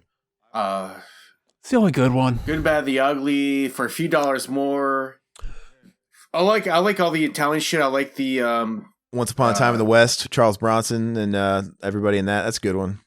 I remember watching that and I remember thinking nothing happened in it. Yeah, because it didn't have any fucking poison cannolis in it. It wasn't good to you, right? Exactly. What the fuck? I really thought Unforgiven was great. So that's what I was going to say. Look, as much as I love, Man with No Name and all the classic Eastwood Westerns and all that shit, I really think he did his best work in Unforgiven. I think that movie is incredible. It's top 10 for me, easy. Deserves, got nothing to do with it. What do you guys think of Gran Torino? I like Gran Torino a lot. I actually rewatched that a few nights ago, last week. I remember when that came out, everybody was blowing their nuts over it. I watched it. I was like, this is some of the worst fucking acting I've ever seen in a movie, in a big budget mainstream movie. With the supporting players, yeah, like in all the Hmong, the they're a big part of the movie. They're not the greatest actors, but I think they were probably pretty high. They were probably hard pressed to get legitimate, because they look like they're real Hmong people, and they look like regular people. I don't know how good of actors they could get that fit the description. I think he chose authenticity over really, really good actors. But Clint's awesome in it. I think it's a good movie. Oh, here's this weird scene where they give him the weird cocktail. Can we talk about this for a minute? Yeah, I'm always talking. Yeah. What is this cocktail? Is it hot sauce? See, this is what we need to make. Probably tequila. We need to make a drinking game. Whatever me and Mac do. Olive juice. I'd say that yellow powder looks like cumin, but I don't think cumin had made it over stateside at that point. I'm not sure. Wasn't fucking liquor completely illegal back then? I don't think they're following the laws. They have all the opportunity in the world to stick anything in Doc Brown's mouth unconscious, and this is what they choose. Dude, it just looks like a fucking Bloody Mary to me. A little hair of the dog, Yeah. Isn't it funny how they go and make a Saturday morning cartoon and they base it on this movie? That whole scene was very Saturday morning cartoony. But you know what I'm saying? Like they have a Back to the Future Saturday morning cartoon that Christopher Lloyd hosted, kind of like the Crypt Keeper, right? As Doc Brown in his little lab.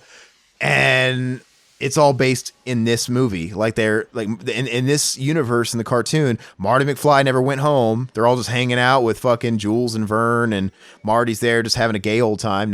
Does it take place in the Old West? I didn't even know that. Yeah. I've never seen it. It takes place in the Old West. If you were going to pick a movie to do it, you should have been in the future. Part 2. Unless, I'm pretty sure it did, unless they brought Jules and Vern to the present day, and that's what it was. But I don't think that makes sense because I'm going to look it up actually because I'm interested now. Yeah, when the kids show up, we got to look for this weird scene where the kid does this thing where it's like during a pull-in shot where it pulls into grabs his dick. Yeah, he like does a weird like come here thing with his hands and then points at his dick.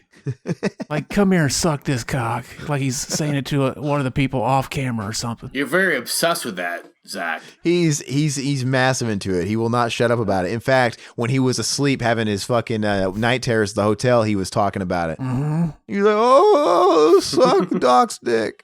No, suck the kid's dick. Ah, yeah, okay. I didn't want to repeat that, but that is what he said. Mm-hmm. Dude, wouldn't that be, I would have been mortified because I know Zach just jokes, but I would have been absolutely mortified if during that weekend we heard him talking. He talks a lot in his sleep and goes fucking. If we would have heard like the raunchiest fucking dreams and he was just vocalizing it and it was all legit, like it was fucking foul shit. Like, oh, you know, you would have jacked off, don't lie. Dude, that's so funny. Dude, I never showed it. I gotta share. Did I share you guys that picture of me and Todd? Oh yeah, this just shows how much fucking Aaron, like, he's so afraid of the Zach. Exactly. You know what I mean? Like he doesn't get the Zach. Dude, he doesn't understand the Zach. Here's a funny story we haven't told yet. There was this guy next to us that asked Aaron to wash his table. The second day because he had to go he forgot his girlfriend's birthday and he's like, holy shit. So he like asked Aaron, can you wash my table? I gotta go skydive with my girlfriend just last minute. And so he does, and while he's fucking going back and forth running both of them, he needed my phone for something because his wasn't getting connection. He's like, yeah, I need to use the internet. So I give it to him and then I'm like, oh wait, and then I open up the browser to make sure there's no porn already opened on it. There wasn't, but then I showed him. I was like, look, scroll down to where it says frequently visited. Mommy porn. The only thing on there was just the fucking Pornhub logo. It's pretty donk. Yeah, dude. So believe it. I mean, Zach's character has shreds of truth in there as far as the deviancy and the porn. But in real life, dude, he's a kitten. He's not anything like he's being right now. Super quiet, super passive. He's lying.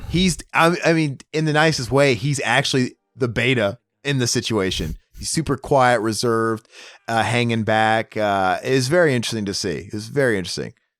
Oh yeah. And it's weird because you were almost not even the same person. And then it was kind of a weird adjustment to come back into podcast land. And now you're back to the Zach. It's like, okay. It feels like two different people, kind of.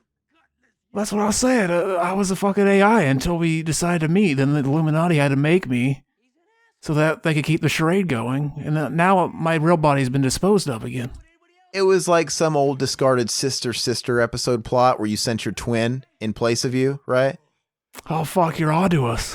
Yeah. And, you know, like they'd get the other twin to go and take the exam for the other one, right? And they'll never know. Just wear my stupid hat. I felt like that.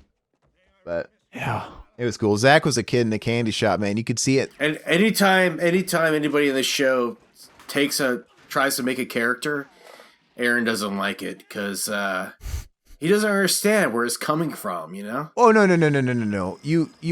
I say I like Zach all the time in his character. I just think sometimes he goes a little far sometimes, but I like Zach's character. As long as it's within your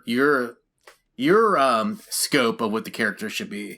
But if the character is outside of what it should be, then he's you get writing my character for me. Exactly. Yeah. But you said character. Hold on. You said characters plural. What's the other one you're talking about? Are you talking about P Shivers?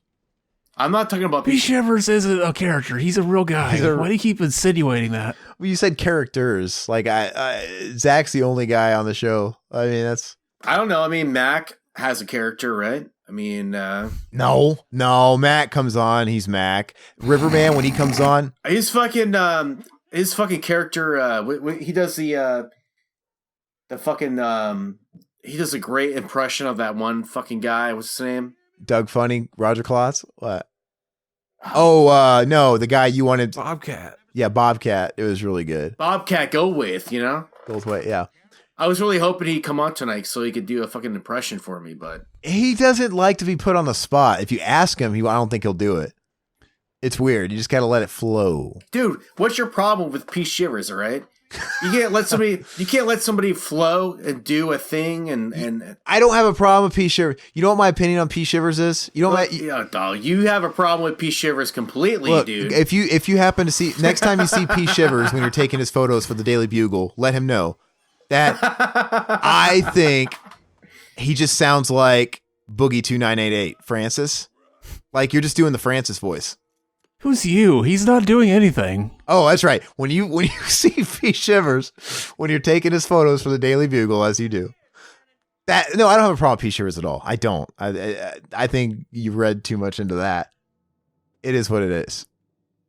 But where I was going somewhere else with something. Oh, Max, normal, Todd's pretty much the same. I don't give a fuck about anything on this show as he is in real life. You know, because when Todd's in the show, you can hear that he's laying down. Dude, and I went over to his house. When we recorded and I was at his house, Todd lays down with the microphone sitting on his chest. Right? Like he lays down. Yeah, because that's classic Riverman, you know? He lays down and I got all my shit set up and he's laying down. He's literally got the fucking shitty mic on his chest and he's not even really all the way up to it. And he's fucking cracking beers and, he really doesn't give a fuck. And that is him. That's the ultimate alpha move. Let me ask you a question. What do you think that Mr. P Shivers, where do you think he comes from? What do you think his whole opera ride shit? I think it's like Gonzo and he's Muppets from space and he's from another planet with a lot of people like him. I don't know. You thought wrong.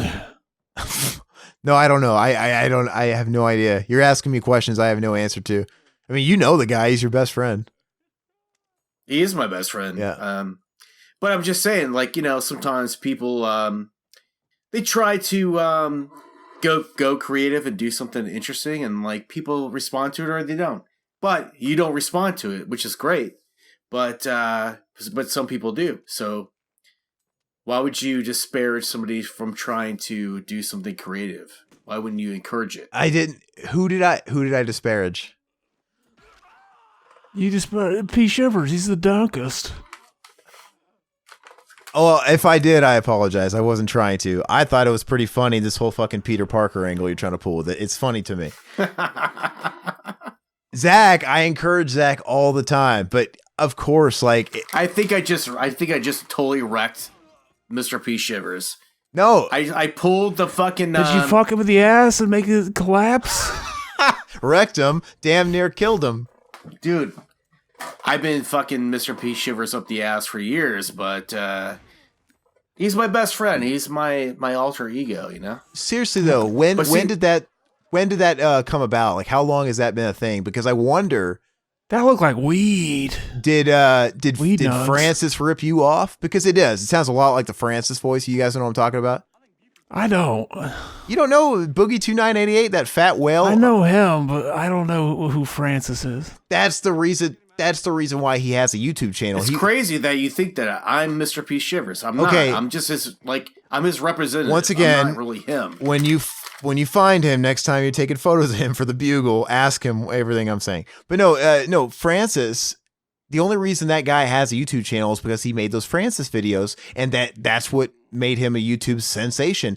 And everybody gives him shit now because he kind of gave up doing it a long time ago, and he releases them every now and again, and they roll half-assed. And he just started doing these vlogs where he's talking about his mental health and his weird fucking bipolar. You know, he became this different thing, but it started off as like skits, right? Yeah, how come when people stop doing something that was stupid from the beginning, people get mad, and then it's like, do that again. It's like, I don't fucking want. Why would you make me do something? You want me to do a half-assed? Well, they were funny, and you know he complains all the time about his channel going under, but I've not seen his channel dip under 4 million, so I don't know what the fuck he's talking about. Sometimes when somebody tries to do something and they compare it to something else, but maybe it's completely different. You're not really listening to what it is, you know.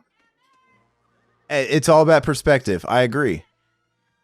Oh, this is where she fucking gets into shit, baby. She gets into some harsh shit. See, look, this is all she had. This is all that had to happen for her to get convinced that time machine exists. She just sees one labeled on that model, and she's like, "Holy shit, I believe him now."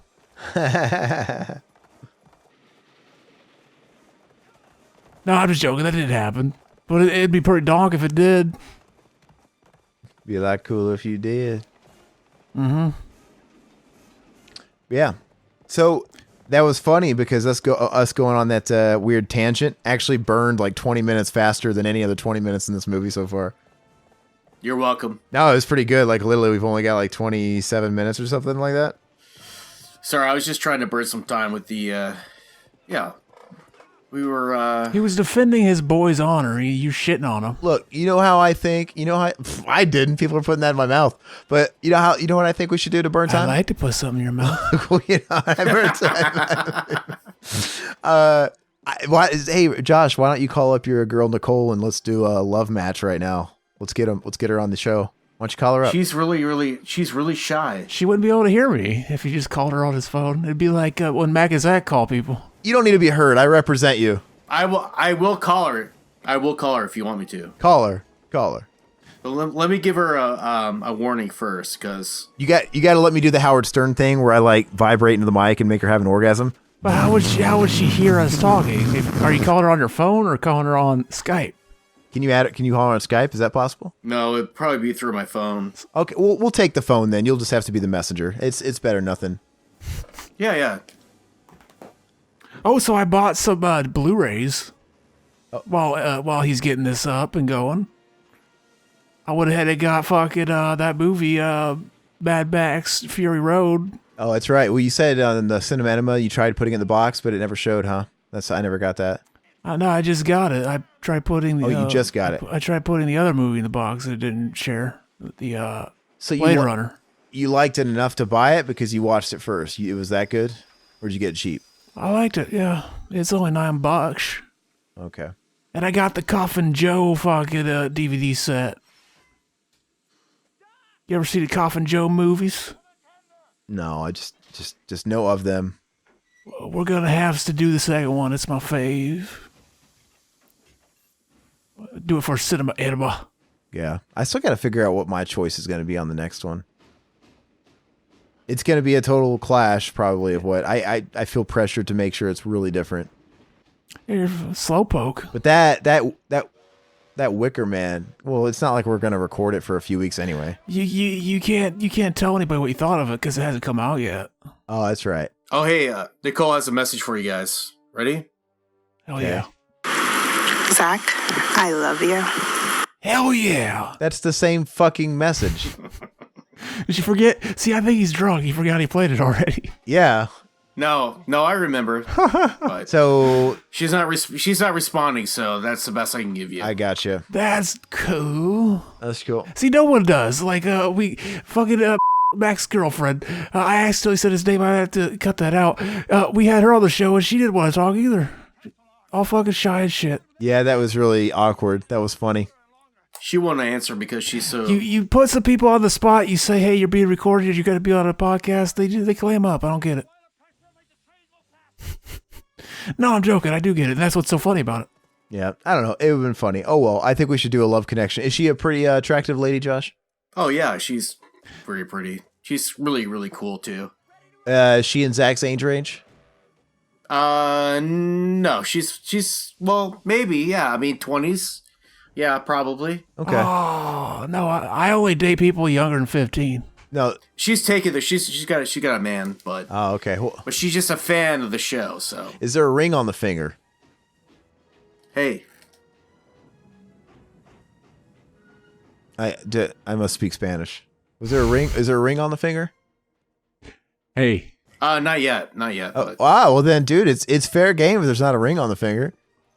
See, now we know how fucking Aaron operates. She's going to be so mad at me that I tried to bring her on the show because she's so shy. Yeah.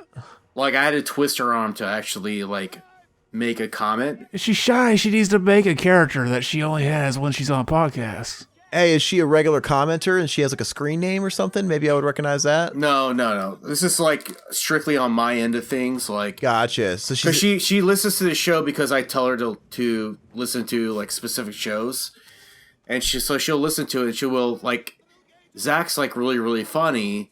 I'm like, yeah, you should like say something, let him know that you think he's funny. And so that's what she's so like, I'm so shy, I don't really want to say anything. I'm like, Just you can say anything you want, anything at all. She's like, Zach, I love you.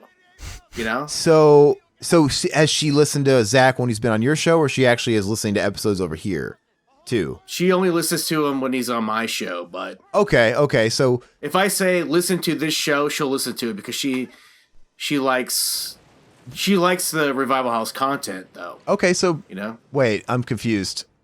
If she likes our content, but she hasn't listened to our shows over here, like I'm confused. I thought she just listens to when he's on your show. She listens to the shows I ask her to listen to. Okay, and some of those have been the ones that are on our channel. Is that what you're saying? Exactly. Yeah. Gotcha. Well, she's a new fan, but she's bring her over.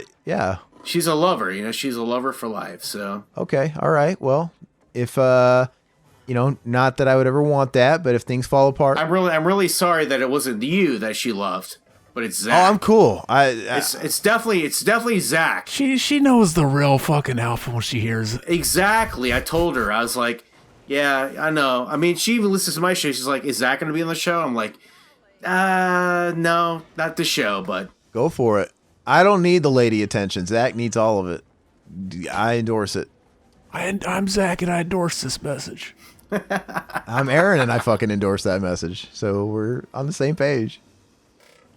It's so funny because I told her, I was like, because she likes you too, Aaron, actually. She likes your all's dynamic. But I was like, if you just say that you love Zach, Aaron will get really jealous.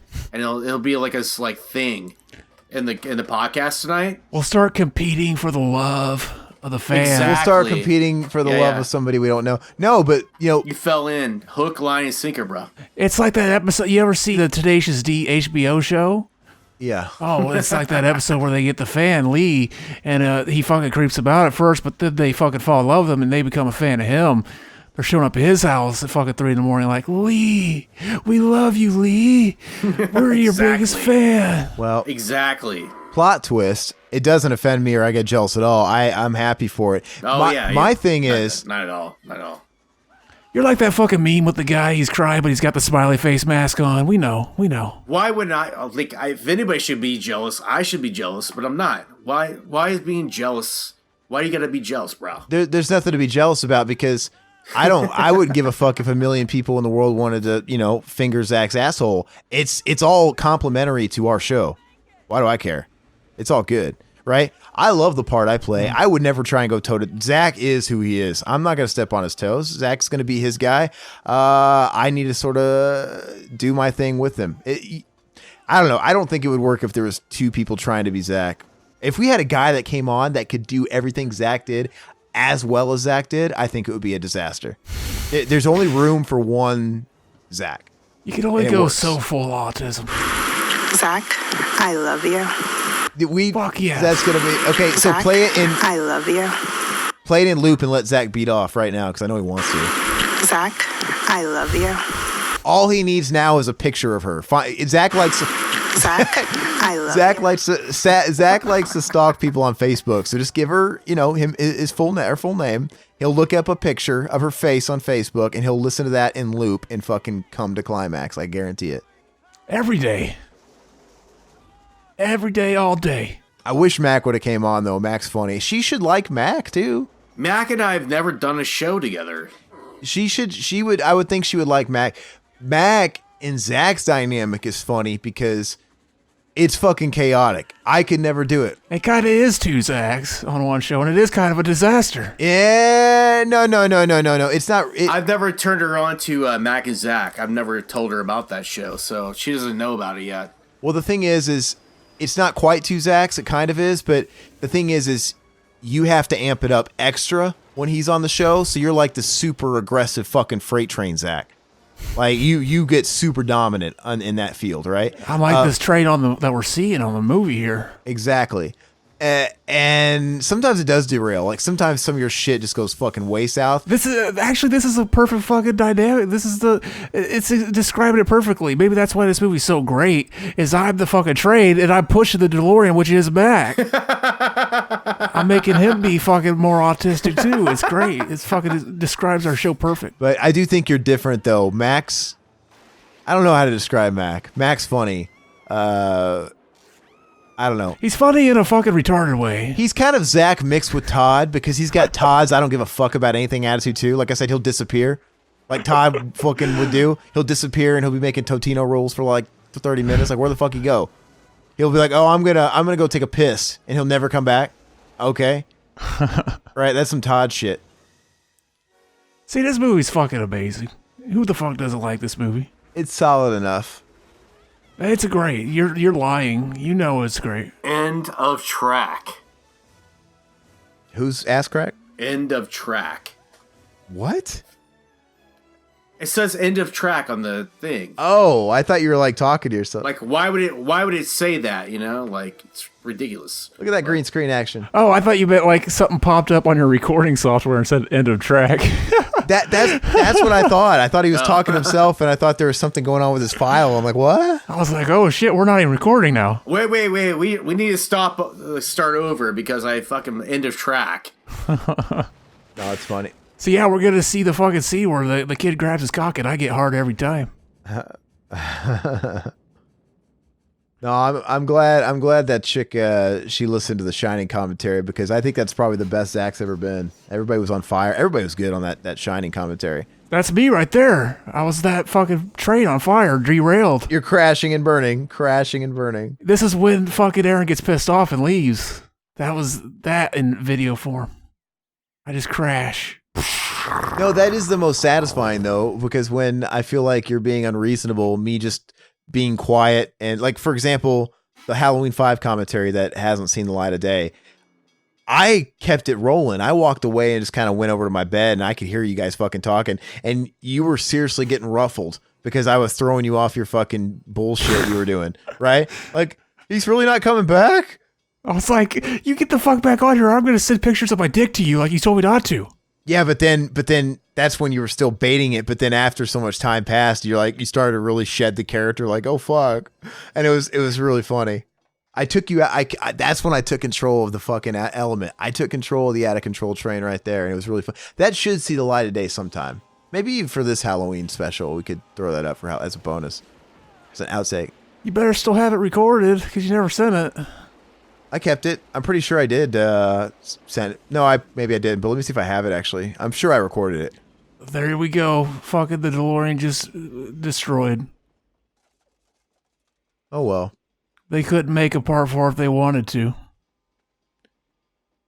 Apparently that DeLorean is actually was in Planet Hollywood in Hawaii for years. And I saw the DeLorean at Universal Studios. I could have swore. The one for the third movie was in Hawaii. Okay. And, they closed down in 2010, so I don't know where it went after that. Yeah, I don't know. By the way, today's the release date of shit. Okay. Totally. Today's he is drunk, baby. Yeah, I'm blasted a little bit, but today's the release date of Heavy Metal 1981, which was our first collaboration ever. Mm-hmm. I think like 2 years ago, right? With Wazell? Yep. Well, I mean, you first came on the fucking, was it Henry or was it Basket Case? Our first on the R-rated. Oh, on R-rated. Okay. Yeah. There was another little subtle thing there. If you look, I forget what the old name of that train track was, but it changed from what it was to Eastwood, whatever. Eastwood, whatever it was. I forgot. Yeah, so apparently they thought fucking Eastwood, he died in that fucking train crash. So they named it after him.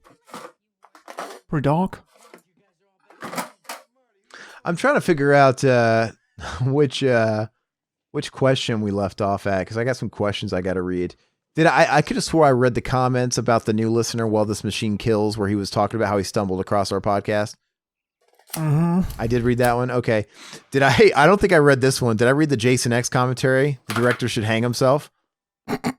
No? No, but yeah, he's right. He should. Adam Marcus? What? Adam Marcus? Yeah, if that's the guy's fucking name. That is. Oh, wait, didn't he do Jason Goes to Hell? Yeah, I got confused. This is Jason X. Who was Jason X guy? I don't know, but I basically the reader, sorry, the commenter is a guy by the name of Uday Kanwar, so somebody else from that region, it sounds like. We're really big in the fucking Middle East. Go figure. He says, yeah, director should hang himself. He might have, because I looked at his IMDb, and he literally directed one other thing like a couple years later and hasn't been seen ever again. You know, he tried to redeem himself once, and it wasn't working for him, and he couldn't live it down. He's probably hanging by his neck in his closet right now. He probably hung himself right after that movie came out. Nobody's noticed because no one hangs out with him. And, you know, on our Back to the Future 1 commentary, Feline Fatale commented. She's like, because we were questioning. Remember, I didn't know. I was like, I didn't want to assume she's a girl. I know she's got like a girl avatar, and she has a name like Feline Fatale. But, you know, I don't want to assume in this day and age, right? Because, you know, the whole it's ma'am type of thing. But no, you know, she clarified. She says, I'm a female, baby. That's what she said. So thank you. That's awesome. Like I said, I just didn't want to offend anybody, but we're happy to have you here. Because you know the BTM boy, especially that Zach guy, he makes the panties moist. Apparently with one special lady, apparently. Let's see here. The females love the BTM. Did we read your comment, Josh, where you said enjoyed the commentary? Back to the Future is a cinematic masterpiece and classic 80s time capsule. Fun show. Thanks. Definitely do part 2. I think it qualifies as a classic. Did we fucking read this already, Zach? You didn't read that last one, no. Okay. So it says, P.S. How come you guys never bring me on for the good movies, save for Batman Returns? Because you are a crucial element to whenever Zach wants to play some fucked up shit, and I don't want to go down alone.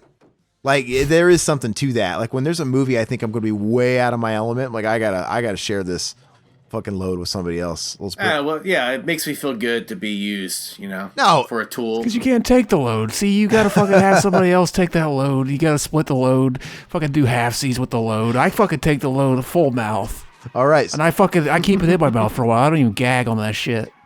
On our Liar commentary, this is kind of an interesting comment. I really don't even know how to read it.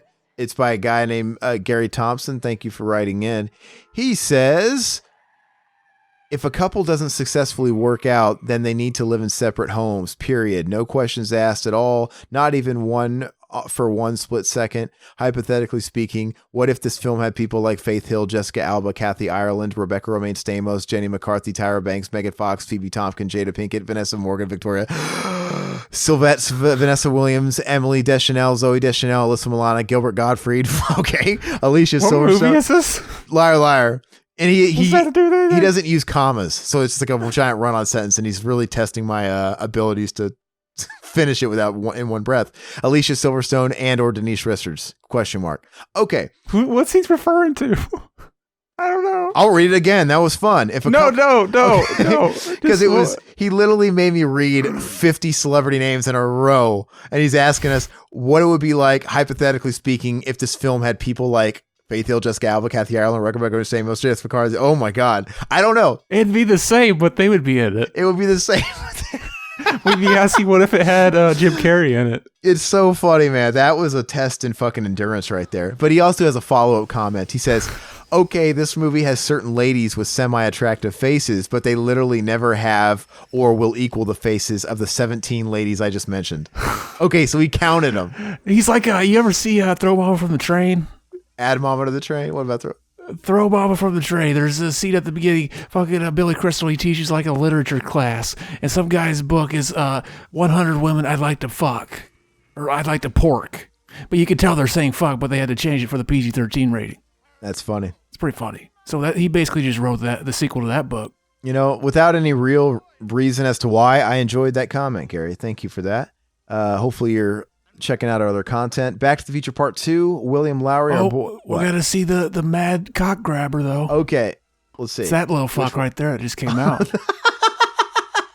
With that fucking... He's got a fucking boner. He's not ashamed to show you. Did I miss it? No, it's whatever the Poland had.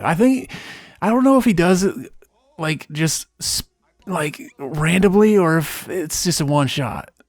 But I'll tell you what it happens. Okay. It's whatever fucking Doc Brown's telling him the last thing before he leaves. Oh, look. Elizabeth Shue got a fucking easy day's pay. Right here.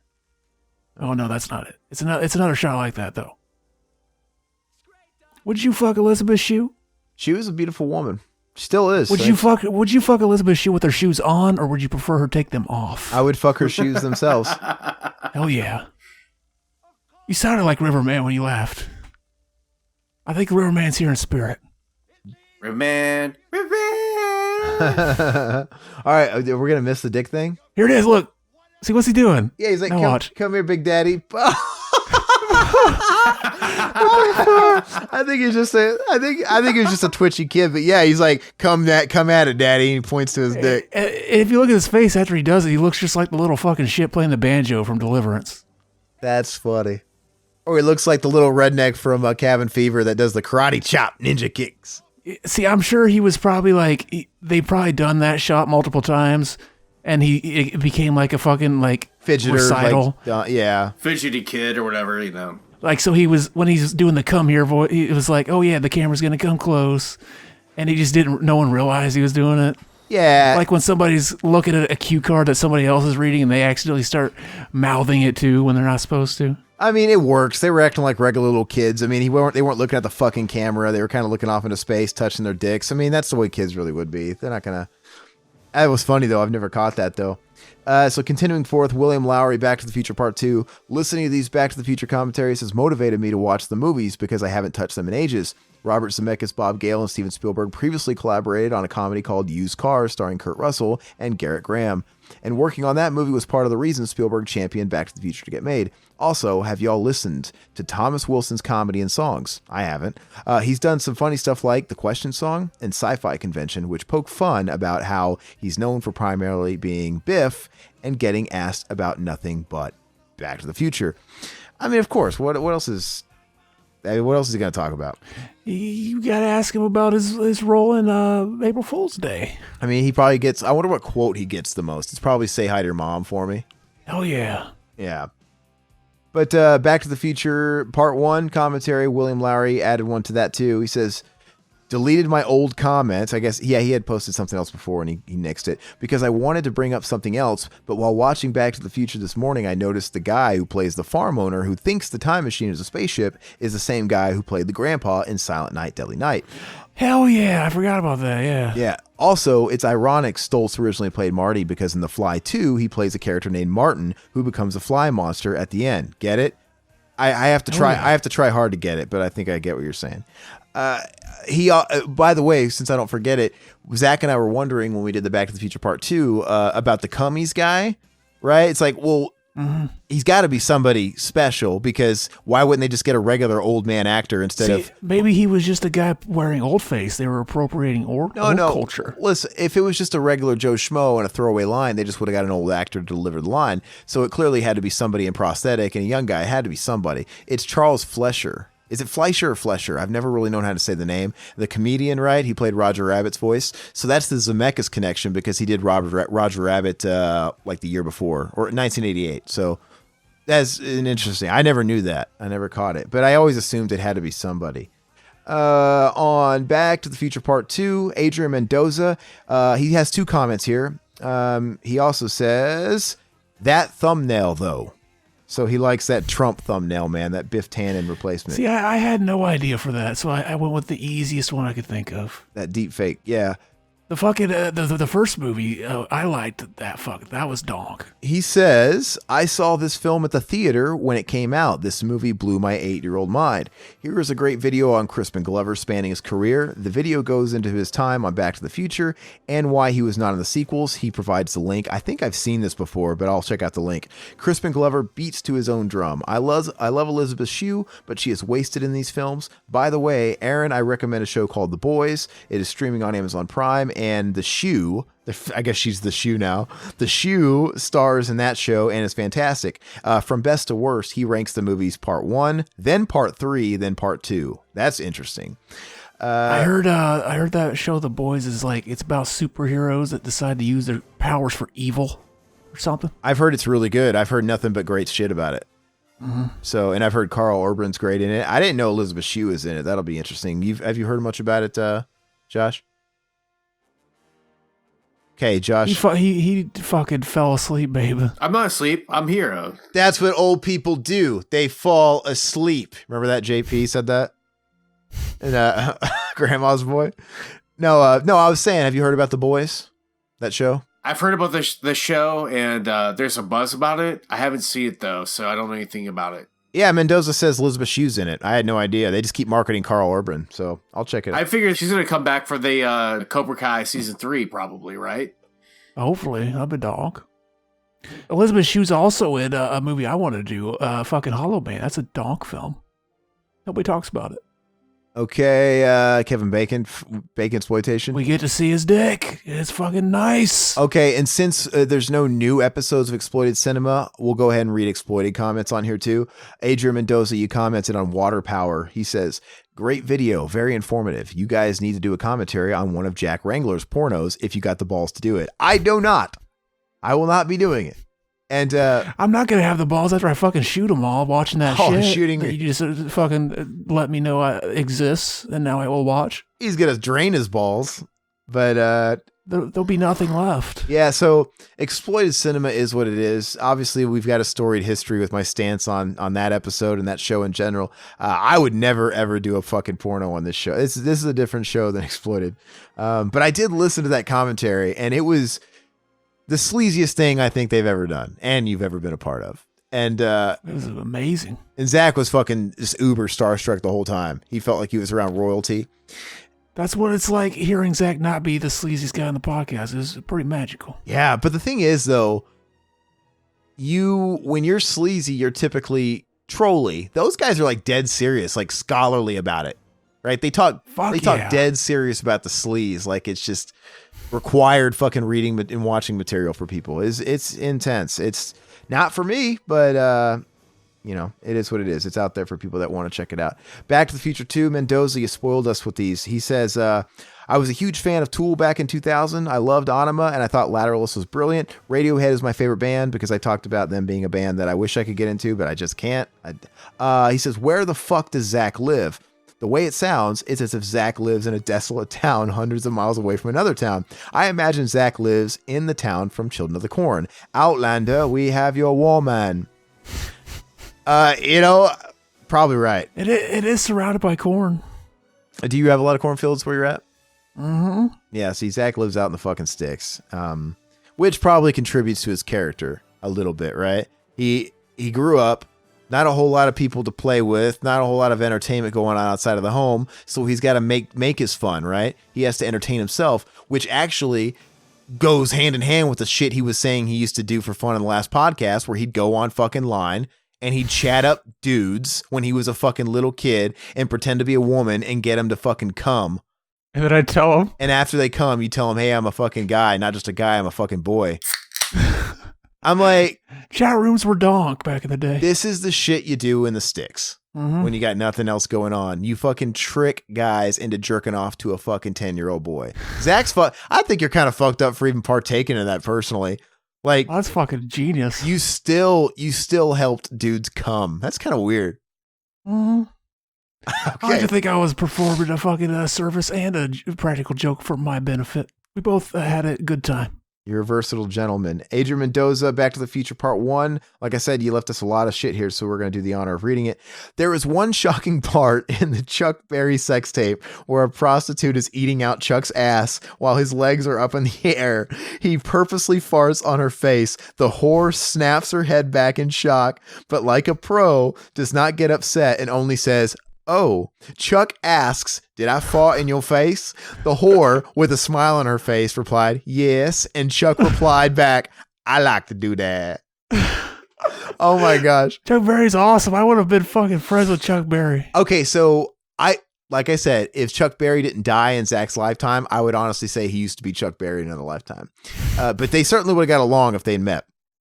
You also say, I watched this film, Back to the Future, last month at an Alamo Draft House. It was fun seeing it on the big screen. The theater was full and the audience clapped when the film started and when it ended, which gives you an idea of how beloved the film is.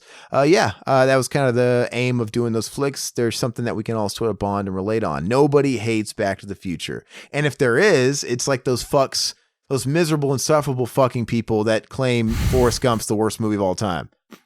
Yeah, if there are people that hate that fucking Back to the Future, I don't want to know them. You need to cut that case from your life right away. They're hipster edgesters that just want to fucking be cool. I mean, but it's not true. They fucking love it if they say they hate it. Back to the Future Part 2. We're going to end it with Capper, David Capperfield here. He says, exploitation quickies. These are suggestions. Ford exploitation, aka lesser known Harrison Ford flicks, K-19, Sabrina, Firewall, Crossing Over. Okay, pausing to look at this list, I've discovered that this is a shit idea. Just do The Fugitive, Air Force One, Blade Runner, and Hollywood Homicide. Also, a quick reminder about Nazi exploitation November 2019, please. Okay, so he's really recommending we do Nazi exploitation November. Elsa. Well, we can do it. I mean, Thanksgiving doesn't have enough movies to satisfy the whole month, so we'll have to just replace it with Nazis. He says story time. While playing a gig at the fair, I think he means while playing a gig at the Fairmont Hotel here in Vancouver, I realized that one of the big screen TVs above the bar, okay, there's some typos here. It's probably just autocorrect. Plays nothing but the golf channel. This wouldn't concern me too much, except for the fact that every 4-hour gig I play, there's from 6 to 10. From 6 to 10 means that I'm usually stuck watching Tin Cup starring Kevin Costner as a washed-up pro golfer, Cheech Marin as his wisecracking caddy, and Renee Russo as the milfy love interest. I never thought Renee Russo was attractive. I always thought she kind of looked like a man. She was handsome, had a strong jaw. Anyway, that's just me. Twice in a fucking row. Even thinking of this finds a rage in my belly beginning to burn. I've seen the Golf Channel's special presentation too many times, and I never once actually heard it, but I still want to beat someone with a 9-iron. So, golf exploitation, Caddyshack, Happy Gilmore, Tin fucking Cup, he says, and a new addition for my suggestions, Zach's Choice. Okay, so Zach just gets a choice. Is it anything Zach wants, or is it a golf movie? Does it have to fit the theme? I think you pretty much named all the golf movies. We missed Caddyshack 2?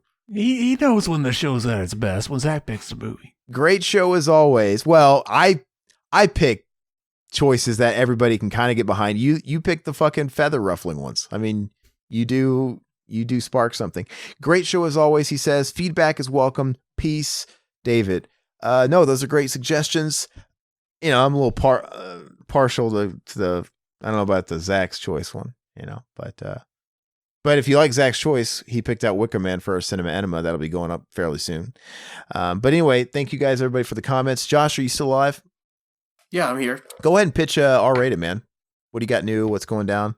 Pitch the action podcast, Hard to Kill cast, all that stuff. Yeah, well, R-rated on horrorphilio.com, of course, and we're also on Spotify and iTunes, and of course on YouTube. It's the best place to go. Find us, and please subscribe and let us know what you think of the show. And also, we also have a show with you guys called Hard to Kill Podcast, led by Neil from NFW Podcast. He's great. I'm not really a huge action fan as much as they are, but it's nice to like learn about like new whatever. It's a great show. Check it out. It's on a fucking girl show, and he is blitzed, baby. He's drunk. Totally. He is drunk. Totally. Okay, so what Zach meant, whenever we're recording, I can always tell when he's getting drunk. That's funny. Like, I could tell about the time he was talking about Mr. P. What? The Shivers, the Shivermeister. What Josh meant was he's on the Hard to Kill podcast. It's a swell new addition to the Revival House family where they delve into action films. The most recent episode is Missing in Action, starring one Chuck Norris, who used to wear the action pants, right? There's that meme that always goes around that we're wearing the action like Daisy Dukes. I need a pair. R-rated horror on Horrorphilia Network. It's on YouTube as well. Reach out to him, leave feedback, share it to all your next of kin. And as far as Revival House, support his new show over here. Support all the shows that we got going on. Mac and Zach Save the World. They got a new episode. I don't know if it's up by the time this is airing, but they did Ghoulies one. Check that out. Show them some love. Check out all the BTM shit going back years. We got tons of content for you. Check out, hopefully a deep end with myself is coming very soon with Bat 32 of Exploited fame. Speaking of Exploited, we mentioned it in the comments. Water Power, they got a commentary out there. So there's so much content for you guys to sink your teeth into. Other than that, like and subscribe, hit the notification bell, and share us with everybody. Let's make 2020 and the rest of 2019 the year of revival, getting our name out there even more. And if you guys are so inclined, check us out. We put links everywhere below the YouTube videos. Check us out on podcast services. We're on all of them. Leave us feedback. Leave us 5-star rating. Keep us in your back pocket by following us over there as well. That's all I got. Zach, you got any final words here? Fucking everybody jack off right now. Everybody shoot your fucking nuts to the sound of the BTM. I'm down with it. Bye bye puppets. End of the week at the Revival House. Next month's theme, you gotta figure it out. Italian zombies or Pauly Shore. A slasher with a knife and the girl next door. And 1 second in, get it all queued up and ready, hit play in 3, 2, 1. Bye bye puppets. Zach Pete in a solo cut band. Couldn't miss Cameron's loving. Josh and Scott failed and Riverman's bail. Bye bye puppets.